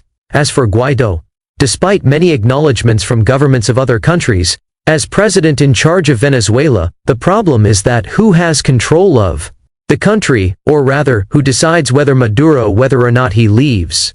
The position of president is the high corrupt cupola of the Venezuelan army. As I pointed out in a previous chapter, Chavismo mounted an infrastructure of power, where corruption in the army has made those generals, admirals, colonels, etc., faithful to the regime that fills their pockets with dollars. Thus, the opposition, knowing perfectly the problem, has glimpsed the idea of approving in the NAV a supposed amnesty law, addressed in a special way to those military and civilians who decide to stop supporting Maduro and to collaborate in the restitution of the constitutional order in Venezuela. In said law, there is a section focused on eliminating the civil, criminal, administrative, disciplinary, and tax liability of investigations, proceedings, penalties, or sanctions from January 1, 1999, 1 month before Chavez takes office. That is, the law, in principle, is intended for all civilians, military, and other officials identified as prisoners, persecuted, and political exiles for acts committed from January 1, 1999 until the entry into force of this law. This would imply the immediate release from prison of many of the opponents who remain in jail. So far you can understand the positive side of that law. But this supposed law has its contradictory part. It states that all constitutional guarantees shall be granted in favor of all those civil and military officials who, acting on the basis of Articles 333 and 350 of the Constitution of the Bolivarian Republic of Venezuela, cooperate in the restoration of democracy and the constitutional order in Venezuela, violated by the de facto regime led by who today is usurping the presidency of the republic. That is to say, it can be interpreted that the civilian or military man responsible for plundering millions of dollars, if he decides to go against Maduro, is forgiven. In other words, it is looking in a somewhat illicit way to forgive war criminals, and even worse, to continue to enjoy their high positions, and everything in exchange for stopping supporting Maduro. Faced with this supposed amnesty law, I believe that the opposition has made a mistake in trying to clean up the military high command. I think that those high military or civilian Chavistas officials, with their bank accounts full of dollars in tax havens, with houses, cars, and privileges, are not so stupid to leave Maduro. These people are very clear that if one day Maduro falls, all of them, to some extent, would fall, since it is such a level of responsibility that it is unforgivable to give an amnesty to someone who has used his position to literally kill thousands of people of hunger and misery. And we must not forget the thousands of cases of human rights violations, with torture, persecution, or murder of innocents in 20 years of Chavismo. I only mention one case, on the same day, January 23, 2019, during the opposition demonstrations. Only that day, it is estimated that more than 40 people were murdered. And I ask myself, how is it that the opposition proposes an amnesty law for Chavistas criminals? I insist, the fact of the Chavismo leaders during 20 years of revolution have made lucrative, illicit businesses, thanks to playing with the misery of a country, has no forgiveness. Nor should those responsible for ordering and violently repressing peaceful opposition. demonstrations and shooting, injuring and killing innocent people be pardoned, and if the future new government raises the give of forgiveness to those responsible, direct or indirect, I think, we will have learned nothing of this history. It is as if, after the defeat of Germany in World War II, the Allied powers forgive all the Nazi criminals responsible for millions of deaths. I think that what the future new government would have to propose is a law of justice, where it is clearly stated that everyone who has profited illegally, criminally, using the excuse of the revolution will have its corresponding sanction, either with jail, community work, confiscation of goods resulting from a crime, etc. And the most important thing, anyone who is directly or indirectly responsible for torture, murder, kidnapping or similar acts will be tried in an international court of justice, so that later, do not say that the Venezuelan judicial system is still contaminated by Chavismo. Believe me, that if the opposition assumes that role of settling accounts with the Chavistas criminals, and that those criminals serve life sentences in prisons outside of Venezuela, for example in Brazil or Colombia, surely those high-ranking military officers who support Maduro today, I insist, they would surely grab their suitcases full of dollars and go to countries where there is no extradition. I insist. With this type of ads, even Maduro himself, he would have fled the country. But that the Venezuelan opposition wants to play that nothing has happened in Venezuela and nobody is guilty, it is not what the country deserves. And more, when there are sectors from the opposition which clearly speak of giving an amnesty to Nicolás Maduro himself. I insist. I believe that the international community has to take measures to create a real transition in Venezuela, that is, without creating amnesty laws for Chavistas criminals.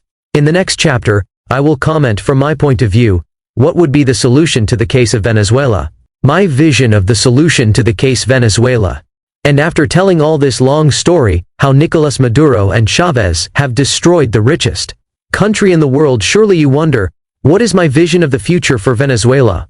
Previously, he pointed out that to some extent, the opposition has its share of responsibility for not creating a real feasibility project for the reconstruction of the country. The problem is not just to get out of Chavismo, but the big problem is to know how to take on the authentic task of rebuilding the country.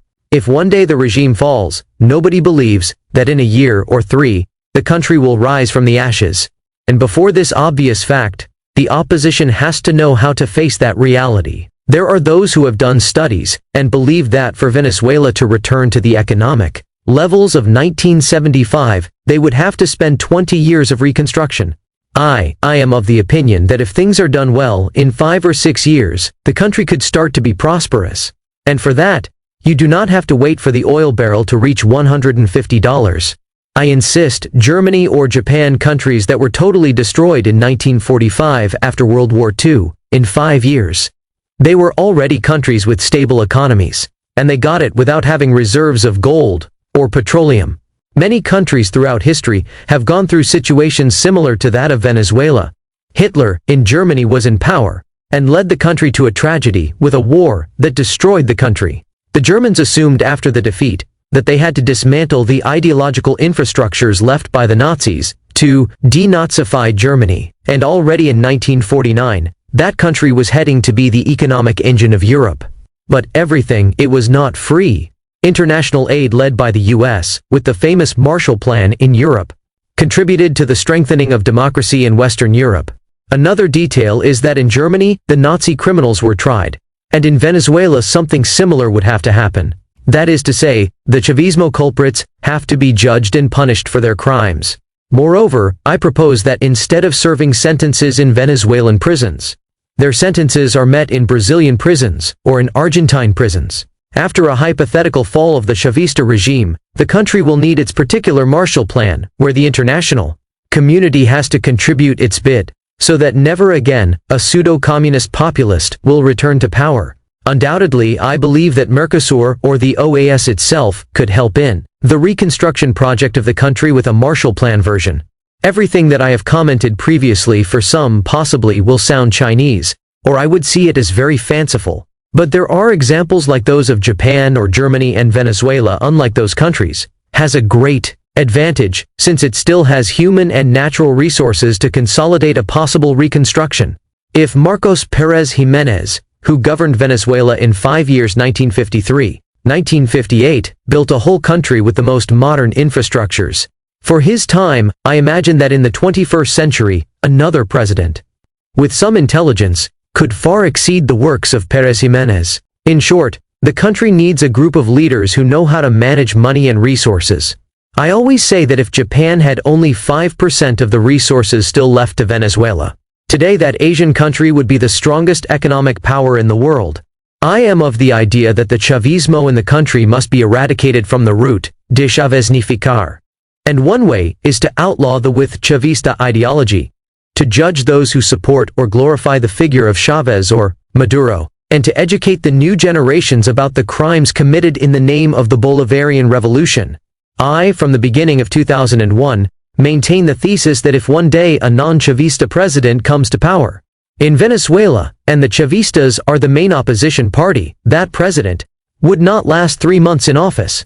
Can you imagine Nicolás Maduro or Diosdado Cabello as leaders of the opposition, and their followers forming barricades in the streets glorifying the revolution? That is the dramatic reality that we would find if the Chavistas are allowed to remain loose there. So, I am very clear that for the country to go one day ahead, the first thing that needs to be done is to eradicate the Chavismo from the institutions and from the life of the country. In short, deschaveznificar Venezuela.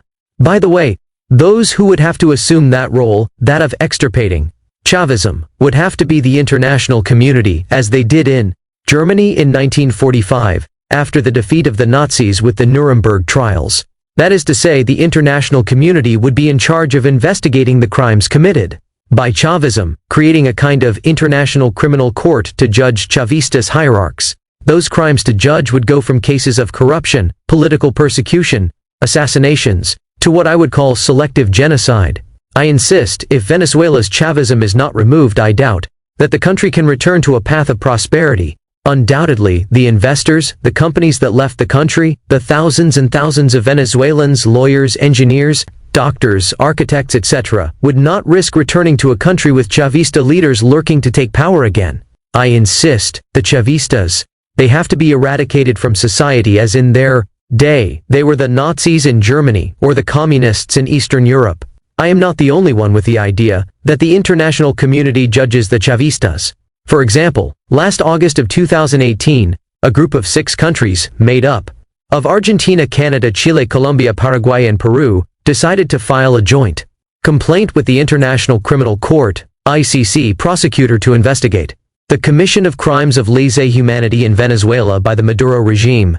And if we add to that the detail that in that court there are more than 600 registered cases of crimes against humanity in Venezuela, I believe that the denunciation of the governments of 6 countries could influence that to some extent, that the rest of the democratic world join the denunciation so that Maduro and his accomplices one day be tried outside of Venezuela. In fact, in mid-October 2018, Costa Rica joined the list, and it was expected that more countries would be targeted, such as France and Germany. But not everything is optimistic that one day we can see a trial of Maduro sitting in the court of The Hague. There is already a precedent with another dictator, the president of Sudan, Omar al-Bashir, who has 2 arrest warrants issued against him by the ICC in 2009 and 2010, and in 2018. He continued to rule in his country as if nothing happened. The issue is that in the case of Venezuela, unlike that of Sudan, there is more evidence and facts which could create a precedent in the world. There are many reports issued by a diversity of international organizations which show that in Venezuela, human rights are violated every day. For example, in February 2018, the OAS published a report in which it collected more than 12,000 cases of arbitrary detention since 2015, and more than 8,000 extrajudicial executions.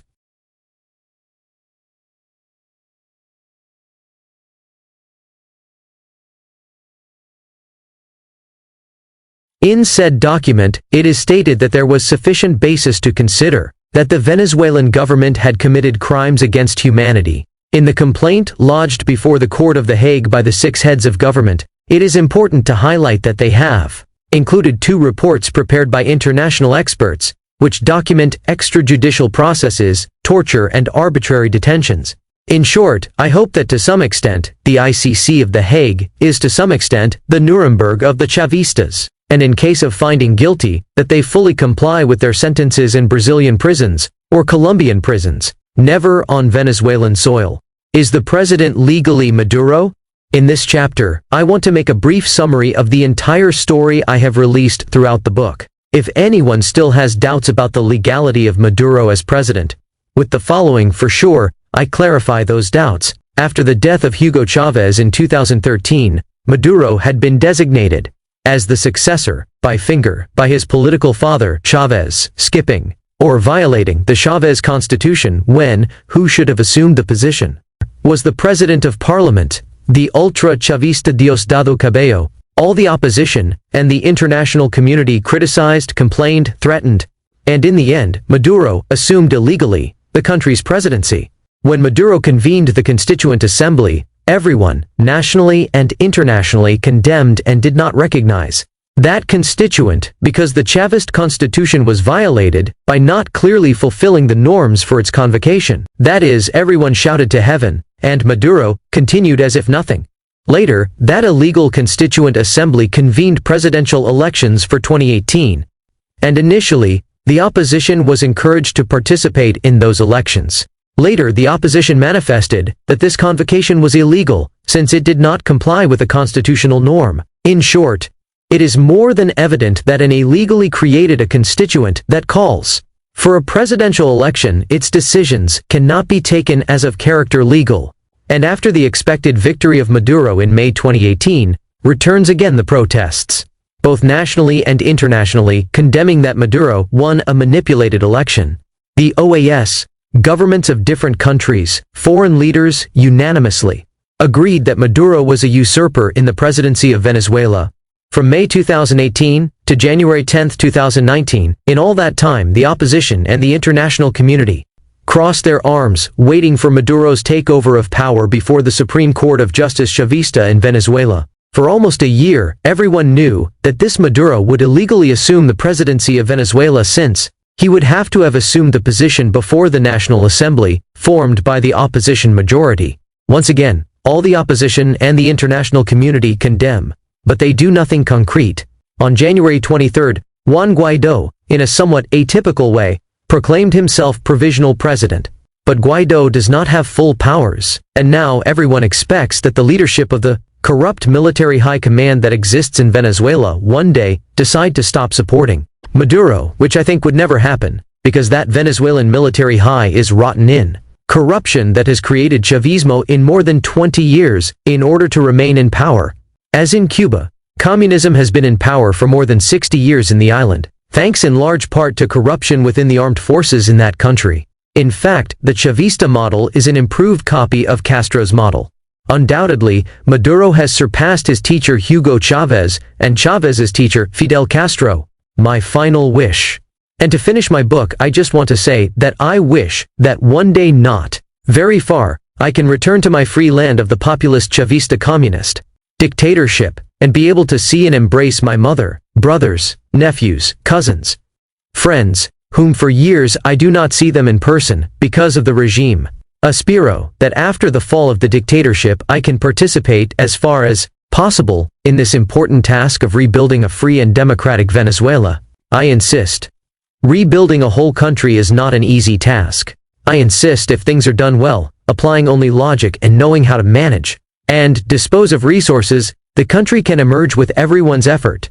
I hope that in about 5 years, my family and friends, me digan Fernando, you were right about the reality of the reconstruction of the country. But if the international community, OAS, Mercosur, UN, G7, EU, etc., continue giving nice speeches, and do not move a single finger to end the dictatorship in Venezuela, we will have Chavismo for about 50 more years, and that great desire of reconstruction of the country would only be in dead letters in an old book. I insist, without a clear intervention action by the international community, I see a solution in the Venezuelan case very difficult. It is not enough for the OAS, the EU, or 120 countries to recognize Guaidó as interim president of Venezuela. Maduro does not care, and laughs at it. I hope that in about 6 or 8 years, I can write another book where I Count. How Venezuela was able to overcome the worst crisis in its history. Now they are 12:25 in the afternoon, Venezuelan time, March 16, 2019.